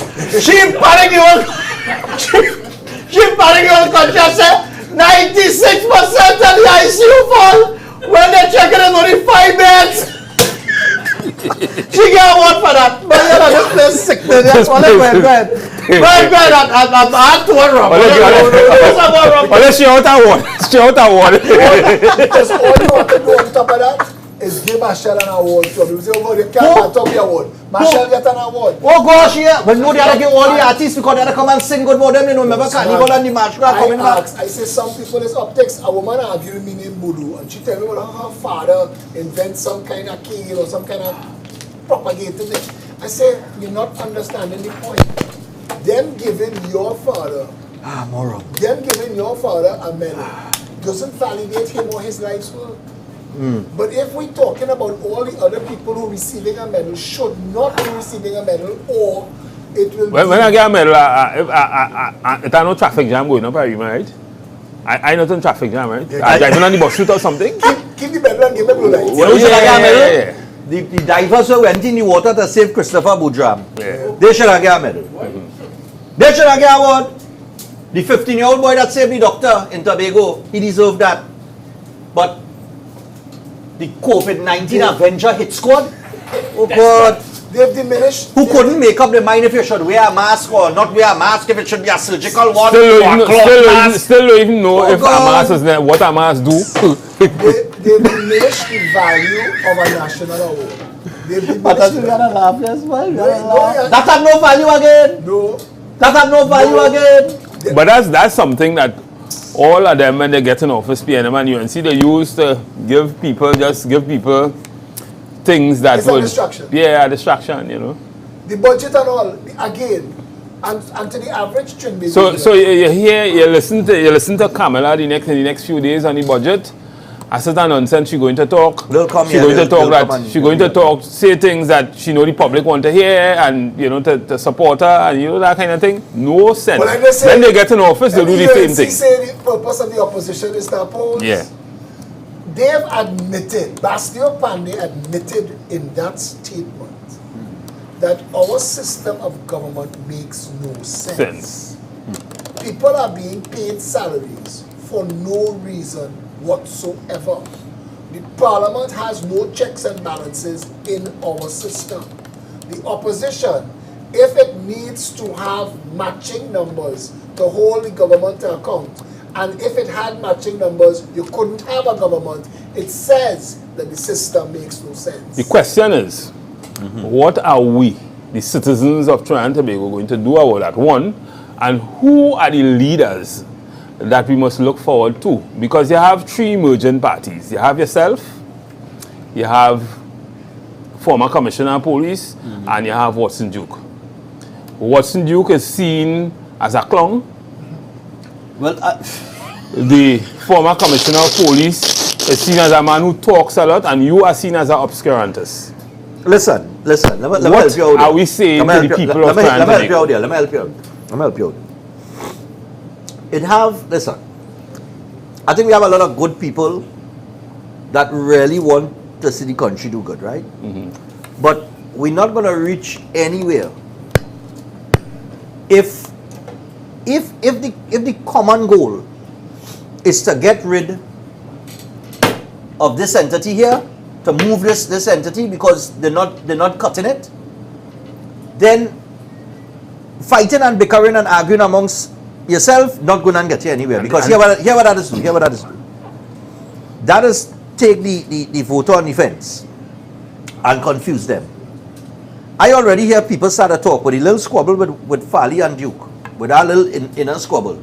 People already started to talk, oh God, you see why them other party and them can't make it? Look, they're fighting already. But Fali making a lot of sense. I mean, you listen to Fali, if you listen to Fali comment on the budget, he made a lot of sense. No, he will. He's a brilliant He fellow. made a lot of sense. He sounded very brilliant. But my point is this, that internal squabbling between he and Duke, we know it are more in it, right? That we didn't hear about yet, right? We never know what's going to happen because Watson Duke is a ticking time bomb. You never know when he might just explode and say something out of the blues. My point is, that little squabble there, as much as they came with a wave, that green wave and take over Tobago, just that little clash right there, people don't start to doubt, well, these people really... No, I don't believe so. I think the doubting Watson Duke. They see Watson Duke for what he is really. I think it's both sides. I think it's both sides. That you are not responsible for what people think. I used to believe that if you give people information, they will make the right choice. Okay. Yes. And I have spent a long time drowning the public, all those live videos. That is what it was, inform, educate, and empower. That's what I said the purpose of it was. I didn't know where the political party would reach, if anywhere, but that I would inform, educate, and empower the population. And for the most part, we've done that. We've gotten people to a point where people are having conversations on things that the government upset that they know. Exactly. I understand that. But I just want to say this. I thought that if you gave people that amount of information, that they would stand up. People share all these memes. All the people have to do is stand up and they gain over. They know. They understand. They understand. And still, we are pulled apart by pride. Still. Because they're not seeing, they know it, but they're not seeing bridges being built. You see, Understand what I'm saying? I hear what you just said. They have to see that movement when you come said in. Watson and Farley, right? And I tell you from the position of somebody who is responsible for a political party, it is very difficult to be dealing with the two things, where you have to deal with personalities that attract the votes, and you are dealing with people who contribute to the positive movement of what you're trying to do, so that if you get into government, you could deliver. I understand why Duke and Farley fall out. I understand. That's personality clash. That is Duke becoming relegated to number 2 in his party. You knew the man you're dealing with. It is the reason they get to where they got to. So that's the conundrum. You cannot need that personality to get you in the government. When you get in the government, you try and relegate the man to a backseat. That ain't gonna work. It ain't gonna work. It ain't gonna work. It's a funny situation, But but he's what in happened- Let me ask you something. but think about Let me it. just ask this. Let me just ask this. Duke is the leader of the party, right? He's the leader of the PDP. Yeah. Right. Farley. But Fali don't need the PDP again. No, but hold on. I come in. Fali is the chief secretary. Okay. That's the most important part. Who win the election? The PDP. So if Duke now was to cast Fali out of the Crossing PDP, the No. it do affect the THA? No. No. You see all of them inside there? Never find out. All of them are individuals now. If Duke pull out the party, all of them are individuals. he They was could form their own I was party. hoping there's a section of the Constitution where if you get into Parliament under a party and you leave that party, the party can kick you out of Parliament. But it does not. Nah, it don't work like Not that. in the THA. Yeah. All right. Yeah, I was That very- is what all right. Kamala triggered to put Volney out. Yeah. That's what she triggered. That same act is have an asterisk, is an actual edit. Of Yeah, but then the people, Okay. the people vote for you. So Yeah, you you like to would buy the still, people. you might mean the party. No. This is crapo politics. Now, when Eric Williams said you can put crapo in a Balize tie and it will win. In the UNC and in the PNM, for the most part, people get trotted across a stage coming close to election time and the crowd wave the flag in a frenzy. They didn't know them. They never met them before generally, a lot of the new people. But the leader tell you vote for this person in your area. And you're voting for the leader and you're voting for the parties and the voter, it doesn't matter. But it's supposed to matter. And this is where we go wrong. Because in my constituency, after I vote Kamala into government as Prime Minister or Rowley into government as Prime Minister or anybody, the person on the ground in my constituency is my member of Parliament. And the things that I needed fixed in this budget didn't get addressed. Populous things got addressed to keep the government in office. In office, yeah. But it didn't affect the things in my constituency. And the further your constituency gets from Port of Spain, the worse it is for you. Yeah. But That is why Moruga and Point Fortin are like the lands that time forgot. and Maclot and And Tuco Maclot and and all this- these I places. disagree with you because Mova is in Port of Spain. Mova Lavanti right there. Well, Silot is in Port of Spain. Mova still Beatam have- is on the way to Port of Spain. Mova still have a good man representative. Let me talk about Lavantil. Lavantil, right. But I mean, But- East Dry River, all that is close to Port of Spain. Stephan, the day, I remember Nelson Street on Port of Spain, Phillip. I remember when Nylang Hippolyte was the member of Parliament, I think it was Lavantil West. Lavantil West, yeah. Lavantil West, Lavantil yes. West. I told Nylang in a radio show, I said, Nylang, marginalize yourself, boy. Tell the people of Lavantil West, let them not know if PNN could win or not.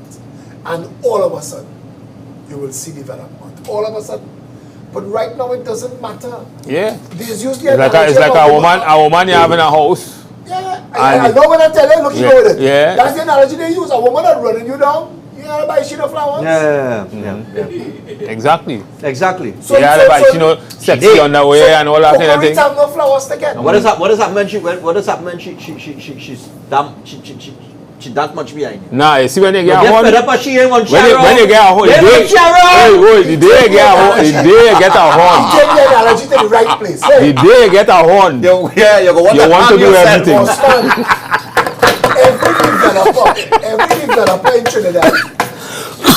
every developer in Trinidad talks to those political parties about Cocorit. Cocorit is a bowl of potential billions of dollars in real estate development, you know.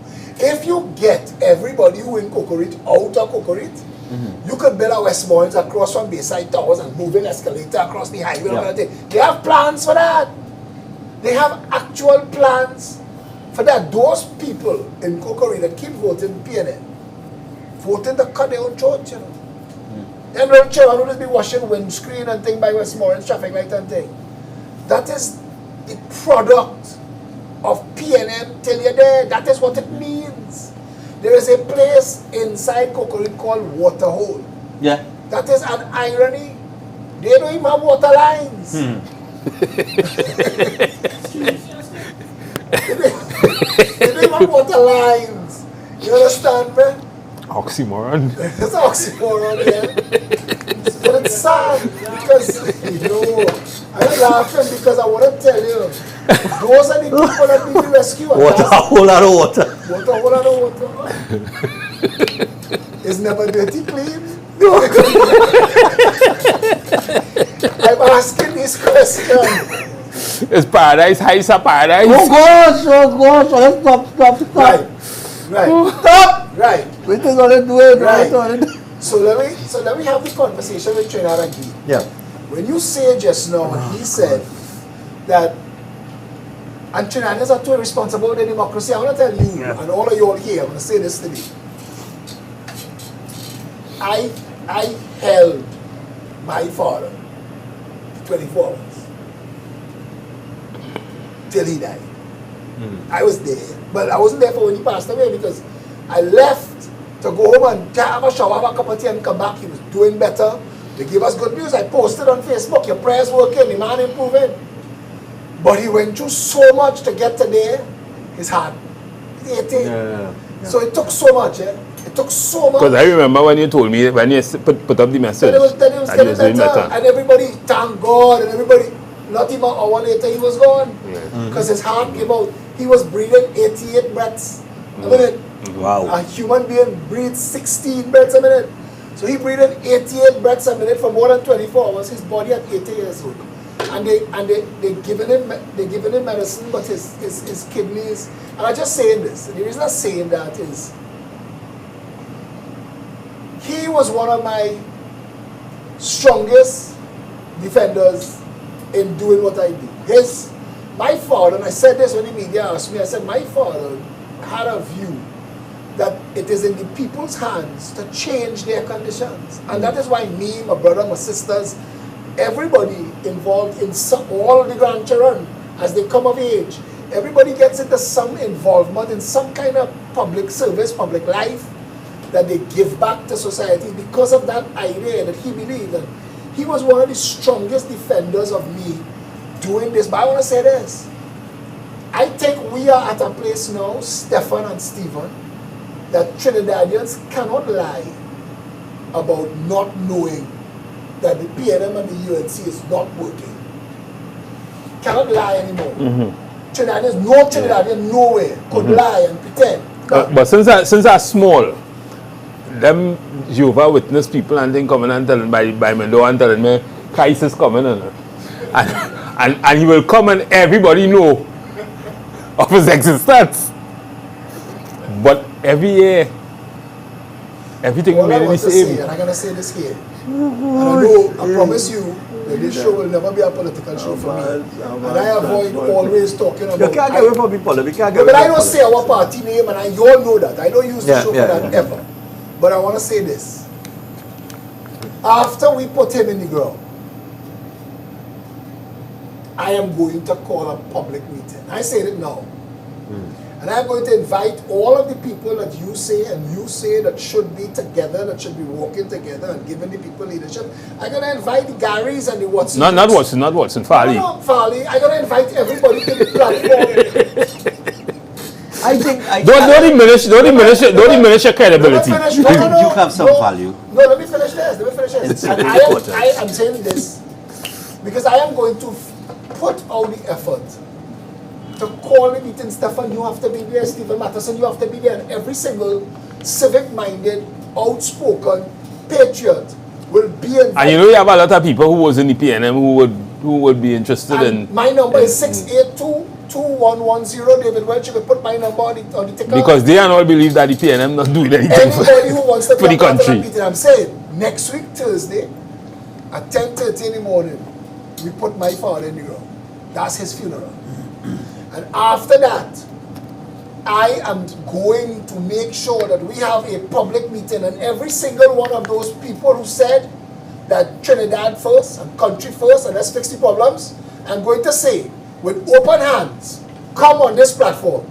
Let us tell Trinidad and Tobago that we will find a way to write a contract with this country. That no matter if you and I fall out, emotional intelligence, not like Pandey and Robbie and Borat in a hole and all this kind of nonsense. We will engage in emotional intelligence and sign a document, a contract with the people of Trinidad and Tobago that says, if you put us in office, we will see it through even if you and I fall out. You can hold me and take my girl. we will see it through. Don't do me that. Serious? Don't do me that. No, serious. No. It's serious. I see a gleam in your No, eye. if you tell me I can horn, you can't take it again. It's going to be a horn again. I just want to say, That right? was the wrong analogy. You know, mention something that I But think. tell him I was joking. Yeah, well, he was joking. Matterson was joking. I wanna. You mentioned you hit on a nerve here. I think and Matterson mentioned it. Have a lot of people in the PNM that find that the PNM is doing nothing and they would be willing to come to a meeting like that. But let me I was just say listening to this. Daryl Duki one night it was. I can't watch him for less listen to him. But my thing is this, right? In any collaborative effort, right? When you pull people with different egos, different thoughts, vision together, right?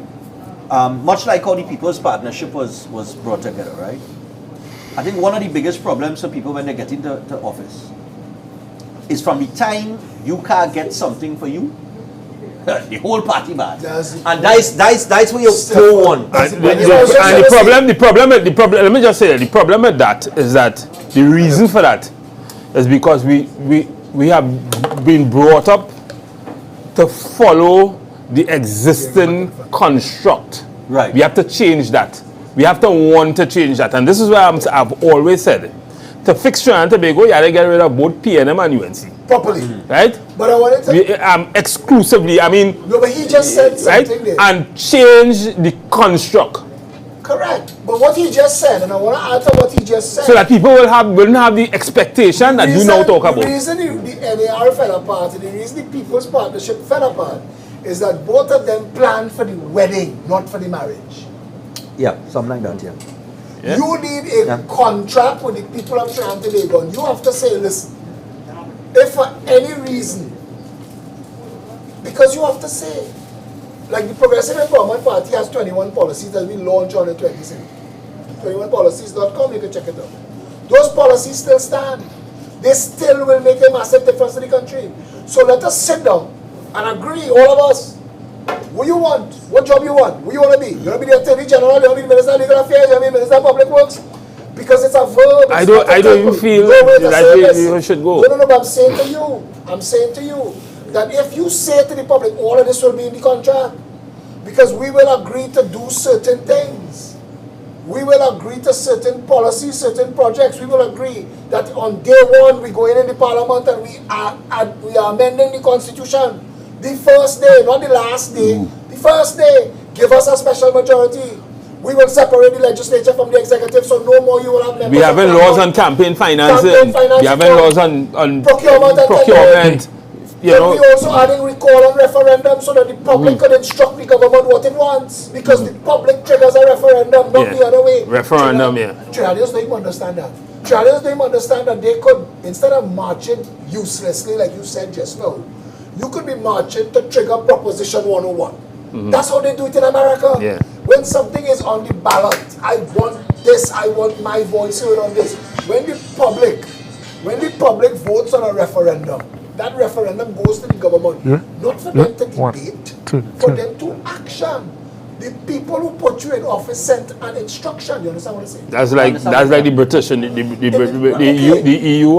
So if you sign a contract with Trinidad and Tobago, all of us have Trinidadians, because I want to tell you, I want to say, we go fight it on our own, but I know that's a fool's paradise. I want to say to people, if we cannot do this, and if 100,000 people cannot attend that meeting, because I know everybody busy, but I'm busy too. I grieving and mourning my dead father. And I'm willing to say I'm coming out. Busy as you're busy, come out. Walk off the job and come out. Because if we really want to put Trinidad and Tobago first, we have to put Trinidad and Tobago first. That was not a double talk. You busy. Well, boy, Phil, I can't close today because I have a rent to pay. Listen to me with that bullshit.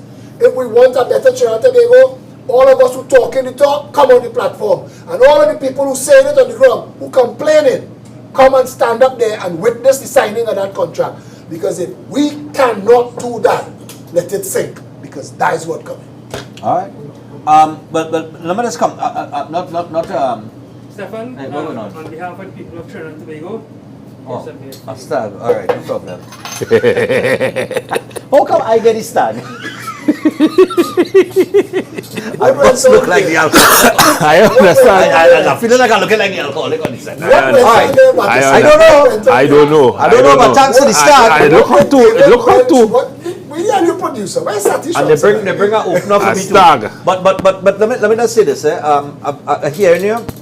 We are fans I hope too, that and not anytime- just Stephan Reis, but I know that beer. If you want to drop something for me, usually I roti is the way to go. I hope, but you know, I hope for the best of my country. You know, I mean, I just want to see things improve, not just for me. You know, not necessarily for me, but I think if the overall standard of living for the majority of the country, and I had to say the majority because to say all of the country is a fool's paradise as well, you will always have people that will be vulnerable in society. You can't help that. In the first world countries, just can't help that. Well, at least majority of them. Scandinavian countries seem to have a terrific model in dealing with Social democracy. Right. So when that time come, I don't know. Well, you'll see after the funeral and when you make the call, what happens as it relates to that. But we got about 20 minutes because I know we had to finish 6 o'clock, so we have 18 minutes rather. In the 18 minutes we have left, there's a couple of aspects of the budget that I just wanted to get your thoughts on. They said that they would move ahead with the NIS age to go to 65. Who gave them permission to do that? Well, but this is what I saw as one of the No, but I'm asking takeaways you, from the budget is that they were moving ahead. They consulted with stakeholders, but who gave them permission? What is the average elderly person who has already worked the required hours, days, the required contributions to retire? Shouldn't it trigger when you've paid the contributions? And I raised it because somebody asked me that on the way here. Well, the thing is, He's going they to would be have 60 in a couple months, and he said, next year maybe the it'll be 60. actuarial scientists that are most likely advising in situations like these would probably advise that if they don't do that, they may not have the kind of money to fund the. You just change the terms of the pyramid. It's a pyramid. They just change the terms and the conditions of the pyramid.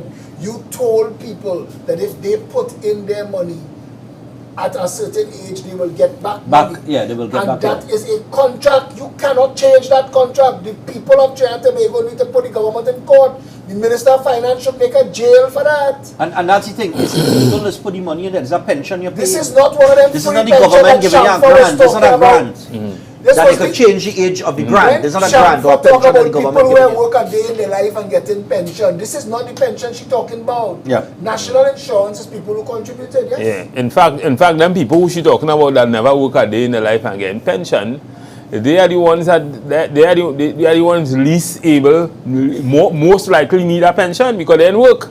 Yeah. The people who you don't just get a pension just so you know. By the way, you don't just get a pension just so you know. It's come home by your check to see where you living, how you living, how much money in your bank account, all that kind of It's thing. not And an if- easy process. And if you could take care of yourself, you ain't getting that, you know. The only thing you're sure to get is NIS if you was paying NIS. Exactly. Right? So when those same people go to the grocery, they ain't paying for it. So it's we who paying for that. They're still paying Tell the tax. people who called you about that the jury is out on that. We Only do not- 65 years. We do not know if we are going to allow the government to get away with that. We are going to ask the people who are entitled to retire at 60, because this is, listen, when he used the word actuarians there, actuarian scientists, what they're telling the government is this, because this is the part that Trinidadians don't know, that everybody has a certain life expectancy. And that if I pay you pension at 60, and your life expectancy say you are seeing it to 70. 80. Well, if it say you're looking like you might go to 80, it means I might be paying you more than you contributed to the pot. They are robbing you 5 years. That's what they're doing. Yeah, It's so a tax and a penalty against people who live long. That's what it is. That's what will happen. So the numbers is saying that a lot of the people who would have been drawing a pension between 60 and 65, if you push it off to 65, they will die. and the government is counting on them dying and Yeah, never and drawing, never drawing on it. pension. And that I think is something that people need to The keep an eye only on. thing that the government could do here, and we should take this before a court, is offer the pensioners a lump sum buyout. But I think Imbert's saying that he ain't seen the NIS busting in the foreseeable future. So I'm trying to figure out, well, He's why not a man why you that want to can raise trust. the age? why are you thinking about raising the age? We Yes, know right, now. yes. You say that you don't create a solution without a problem. So Yeah. what's the problem you're trying to solve? If it's not busting, what's the problem you're trying to solve? Yeah. I want to say one yeah. thing, please, quickly. Condolences to Kiera Sikada, the family of Kiera Sikada. She was a strong supporter of the candlelight movement. She came on board when we started to work because of Andrea Barrett, and she helped us, and she had sent a lot of the stuff that we had to give away and stuff. And she passed away last week for unknown reasons. Wow. A young, healthy woman, and she was a decent human being. And I know her family is watching the show right now because they just WhatsApp me. Yeah. And I want to say, Kiera Sikada, may she rest in eternal peace. She was a beautiful soul and a genuine angel. And I wish her family peace through their mourning. All right, condolences going out to the family. Sorry to hear about that. She's John Sikada, niece from Miami, some machine. Ah, Yeah, that's the Serious? family. Yeah. John Wow. Cicada.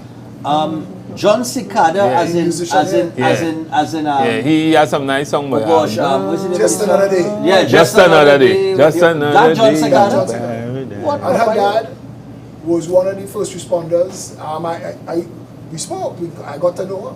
Her dad was one of the first responders in 9/11. That died. Wow. No, he survived. Oh, Alright. But you know, it's not been the same for them when so many of their Colleagues, brothers and yeah. colleagues died. Died. Yeah. But that's the other thing. I'm glad you're going there because I was not going to bring up the national security issue. I think we should close on that because crime is very much a great concern for people in And Trinidad and Tobago. the place will become even more volatile Now that the cost of living has gone up. as people try to survive. Because you have to agree So- that some of those crimes that are taking place, it's not just obscurantists, miscreants. It's serious crime. It's crimes that people are committing to live. Yeah. And I just wanted to read. Right? I To just mind the family, to get a girlfriend some money, to buy jewelry, whatever. Yeah. Is Maslow's hierarchy of needs turned on its head. But I just Yes. want That's to what read. it is. I just want to read an article here from the budget, right? Because this would make sense to me. National security has received a slightly bigger piece of the national budget than it did last fiscal year with 5.798 billion, a figure that's just over last year's budget allocation. In his fiscal presentation, Minister of Finance Colin Wood promised an information technology upgrade and advancement for national security. He said we will be improving decision making and productivity by computerizing the National Security Head Office, thereby increasing information collaboration, Every year here. data availability and data analysis. Now, let me stick up and right there real quick before I get into the other aspect.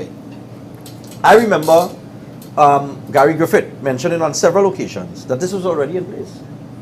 And they came in, when they got rid of him and Fitzgerald Hines came in, Fitzgerald Hines dismantled the National Operations Center, which I think could be termed as a information collaboration between different agencies of national security. But you've interviewed Gavin Hira already. Gavin Hira was the man who was responsible for launching the National Operations Center. And he was responsible for that. And you should bring Gavin Hira on your show Right. and discuss that with him. I will consider that, because my thought process is this: if you dismantled all that technology, where's the equipment? Because they say now that you allocate money to implement the same technology. They play in politics. So I'm saying, well, where's the equipment? Where is it? Where Which is it? what Shut it down. which is Where what is they do all the time. The equipment So- that Manon bought. I mean, where are all those equipment? Crime Where is- gone? Where all the equipment they bring from Crime is Israel and all them 50,000 things? security guards in the country. Come now, man. Crime is big business in Trinidad. And the article goes on to say the Trinidad and Tobago Forensic Science Center will so be technologically improved Here not and, every year. and advanced with respectable Excuse estates. to spend money. Respectable But they should have estates. not come for the last time they said Listen, it. Right? Now, I interviewed Gary this morning. Gary said in the United States of America, it takes 7 days for you to get back ballistic testing. In Trinidad and Tobago, it takes 7 years. Stephan, And I there's want to a ask, backlog but I want to of ask you a forensic science question. center. I want to ask you a question, and this is what is getting me vexed. This is what gets me vexed. The information that you get on your show is predicated on if people happy with each other or vexed with each other. Because none of this I think it's none of this is new. But let me just say I know, something. but one saying Am I incorrect in saying that none of this is new? Where is the money for the forensic center to deal with the backlog of bodies? When this little child died down the islands, they give the father the body in a drinks cooler. Where's the money for that? No, I understand all of that, because this is what I'm saying. All of this that Imbert spoke about. Holy is things that cause, people, we hear about this for the longest while. But this is the classic here now. He also spoke of improved offshore capabilities with the procurement of 2 Cape-class patrol vessels. He added that these vessels will be concentrated on building onshore capabilities with an electrical upgrade for a continuous power supply to its Coast Guard facilities to provide a more efficient and safe working environment for personnel, especially in the event of national disasters. He said we will also be upgrading the shore power supply of the Coast Guard base in Tobago, which on completion will facilitate the berthing of the Cape-class vessels, which will now utilize the onshore power supply instead of the vessel's generators, which will allow for less downtime and a greater, next year around this time, a greater presence in the maritime domain. He went on to say, the 2 Cape-class patrol vessels will be added to the fleet of the Trinidad and Tobago Coast Guard vessels and will be able to travel longer distances and remain offshore for longer periods, conducting a wide range of operational activities, including border security, search and rescue, protection of critical energy infrastructure, as well as countering all forms of illegal trafficking. Stephan, So you're saying every year they have those things in the budget. Stephan, Where are 6 million, 5 million going? Every billion going. Where are they going every year? This is how they do it for the 12 months between budgets. They slowly allow something to deteriorate to the point. And I use the example of a hole that had It's just a developed. con job and the people are trying to be go, yes? They had a hole that had developed by the lighthouse. And it was getting bigger and bigger and bigger and bigger and bigger until people say, I don't care what it costs to fix, just fix it. That's white knight politics. It's shock doctrine. It is tell the people that people dying, that we can't secure the borders, that the drugs coming in, look a donkey step off a pirogue, all of that shit and this. So that people say, yeah, but we need it. But then when Reginald McLean go down the islands and every single day for a week take a picture of the entire fleet, and then we go and we take pictures of what is hidden, what the government bought, and they buy it today, take it out of the plastic and pack it up down the islands to rot. All of it. Call Marie Antoinette Imbert is the last person to talk. This government here should not be allowed to make any major purchases. We have problems with our border. You know what to do? Dial 911 internationally. Call on Canada, call on America, call on England. You see, you want to thief this, thief this. Don't spend our money. Ask the countries where the pipeline of cocaine passing through Trinidad is end up in and cause a problem for them. You come and secure our borders. Yes or no? The reason we have border problems is not because cocaine trying to come to Trinidad. Cocaine is trying to go to England. Cocaine is trying to go to Canada. Yeah. Cocaine is We trying just to go to transshipment America. point, We have yeah. a pipeline. So we could tell them, listen, secure it. 3 miles out at sea, we give you an agreement similar to Ship Rider. Remember Ship Rider when Pandey was in government? We'll give you an agreement similar to Ship Rider. Anything 3 miles out at sea coming in, stop and search. But the government also know and call me disingenuous and a nasty fella. Because the government also knows that the majority of drugs, guns, and dirty US currency coming into this country comes across the legitimate port. Gary Griffith knew. It's illegal ports. Stephen We have Williams reported knew. on it here. McDonald Jacob knows. And all of them gives you all the different reasons why the parliament and the cabinet and the government doesn't say every container shall be opened and examined and unstuffed. What do you need to... If you stop moving containers off the port sealed, you will stop the importation of guns and drugs into Trinidad and Tobago. You know what I'll agree with national security? You remember there was a bill not too long ago passed where if you disrupt the police while they're doing the work, you can get bigger fines and that kind of thing. what that has the likelihood of creating is the police officer, you know, those nuance charge where they arrest you, obstructing the police and you know, obscene language and all that kind of thing, all those nuance charges that they bring against sometimes citizens who just asking a question. I know of a situation where a young man taken on a police operation where they arrest this young man because he wasn't the driver, you know. He was just filming an incident where police was roughing up a man outside. And pull that man out of that car, take his phone, mash it up in Sanghi Gandhi, and charge him for obstructing the police. Now, if the government will just invest in body cams, so that when a case like that come before the court, for you to bring a case like that, your body cam must be examined. Do you think that you are Right? the only person who knows this? So if you are saying that we have a problem with disrupting the police, Dashboard have dash cams, you know, and so you will have that kind of responsibility to bring a case. Stephan, Don't come in the court and bring a case like that and you don't have no footage. They do not want to account to the people for Exactly. anything. Okay, so we know that. So let us tell the people that if we get into government, dashboard cams and body cams the first week. Exactly. Those are simple We things to will do. remove blue lights. So you can't come on with no stupid charge with a person Well, you see- without your cam. As we close, because we got about 2 minutes. You see what you just said there, what Stephen just said, and your reply was, but Stephen, that is a simple solution. You and all said, right? Last Simple. week you all made a statement that I think needs to be repeated. It is easy to govern Trinidad and Tobago. Politics that It's the politics that has messed up things. Exactly. Because those solutions are simple solutions that will solve a lot of problems. So that it's not. It's So you're going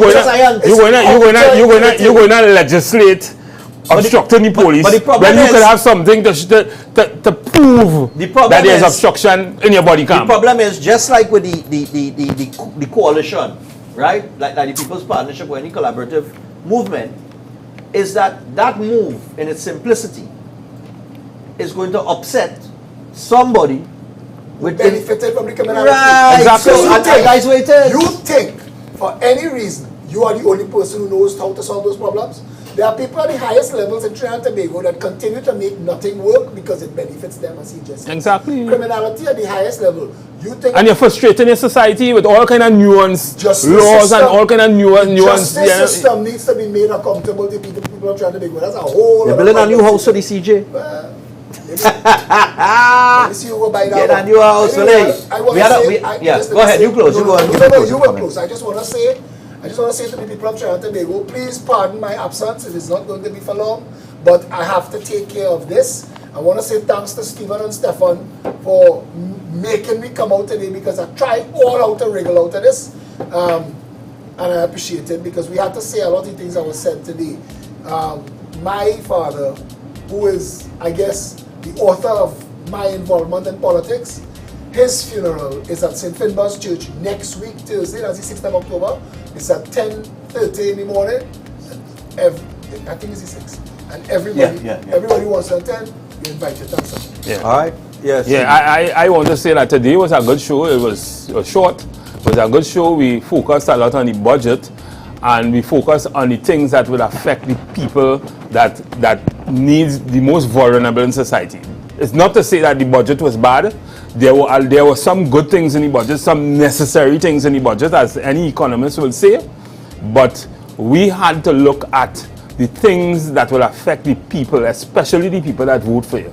Yeah. So that's just my saying. But you see, and I want to say this, and I didn't want to add this, but you don't buy a drill to have a drill. You buy a drill to make a hole. If you do positive things in a budget, it must be part of a bigger vision. And did you see a vision for Trinidad and Tobago? Well, that's a question. That's a good I hope question. I could answer some other time. And that's something that I think everybody needs to think about between now and next week, because the opposition will respond, the debate will take place, everybody will get to put their 2 cents in, and then the Minister of Finance will.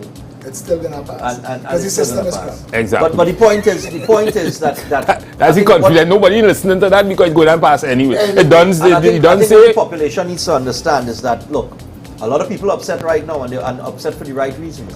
They're upset because if you fall within a certain socio-economic group, within a certain wage group, it going amplify the pressure that you're already under. And that pressure coming with loans that you may have taken. Yeah, that coming with loans that you may have taken, mortgage you might have taken out, things of that nature, that now you have to continue paying, and you have to dig deeper and find the Any little bit of extra money that you had at the end of the month, when you get eat up.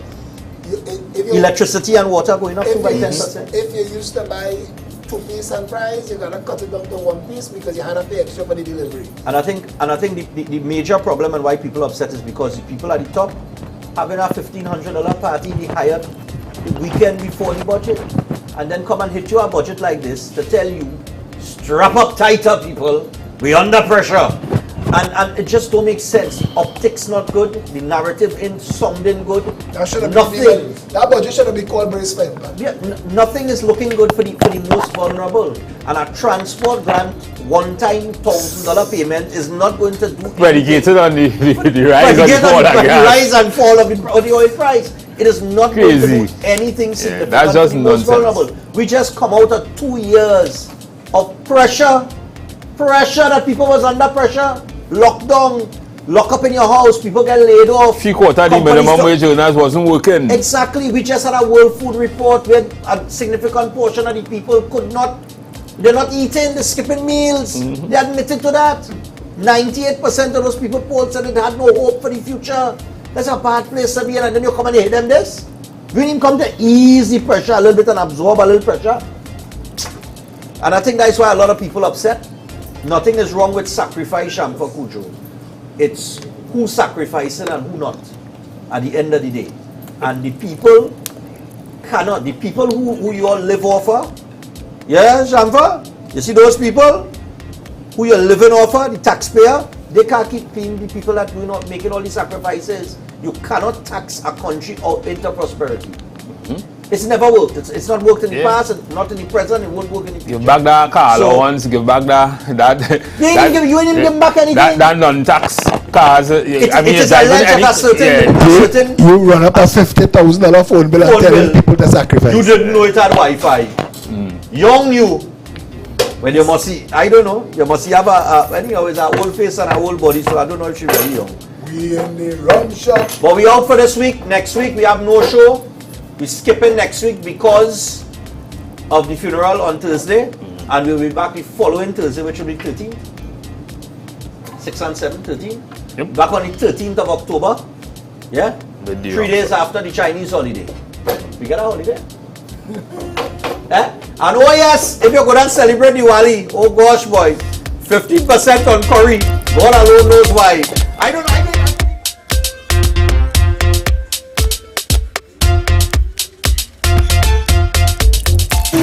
Darren's Air Conditioning Services. Professional services at affordable prices. They have air conditioning units starting at $2,700 with free delivery, installation, and Wi-Fi ready. We supply Pioneer, Lennox, Comfy, and Infinity, all at unbeatable prices. Servicing of a 12,000 BTU at only $150. Don't forget to check them out on Google, Facebook, Instagram, and TikTok. So contact Darren's Air Conditioning Services at 749-8245. Darren's Air Conditioning Services. Professional services at affordable prices. JC Men, Gen Couture and Studio 52. Your one-stop shop that meets all your needs.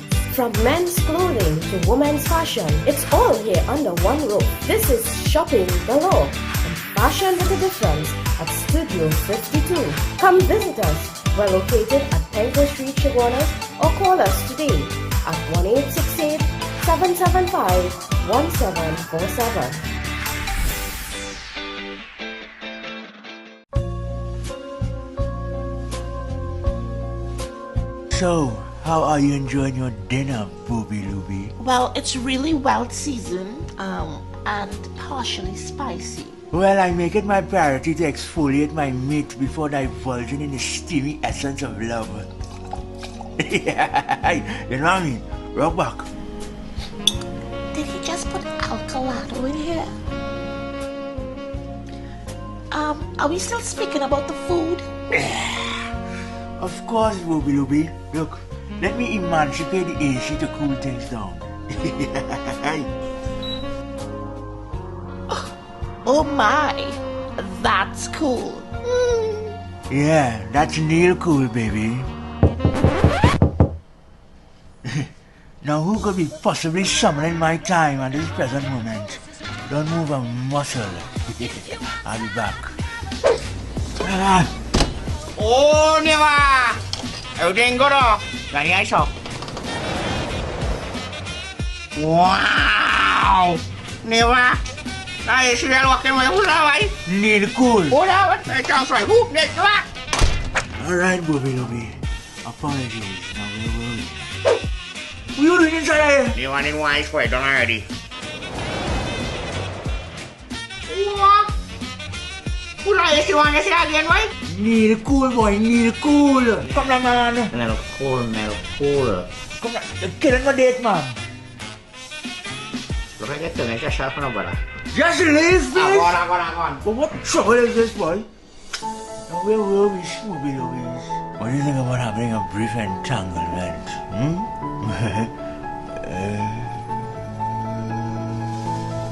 You have any more eyes?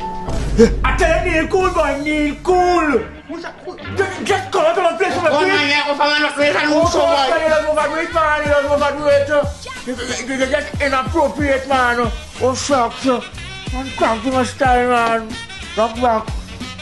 If you're looking for the coolest of the cool, just call Neil Cool. Guaranteed to have the best prices and after service care. And if you're looking to save big on your electric bill, ask about the AKL units, 7 years on compressor and 2 years on parts. So call them today, message on Facebook or Instagram and get cool. Stay cool with Neil Cool. Welcome to the Pharmacy Hub, located at 1A Jenningham Junction Road, Chagonas, opposite the Charlieville gas station. Come on in and get 10% off all prescription and 20 to 30% off selected dispensary medication. At the Pharmacy Hub, we have a wide range of over-the-counter drugs to provide the best quality of health and fitness to you. From personal care items to stationery and toys, the Pharmacy Hub has got you covered. The Pharmacy Hub, providing the best care at the best time to you.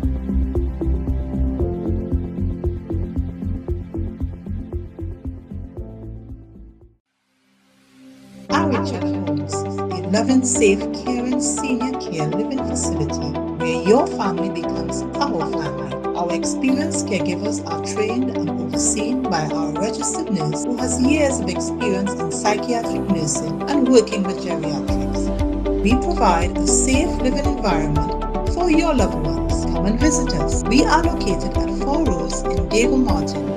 Richard Homes, we are family. View us on Facebook, Richard Homes. Contact us at 684-2873 or 468-3186.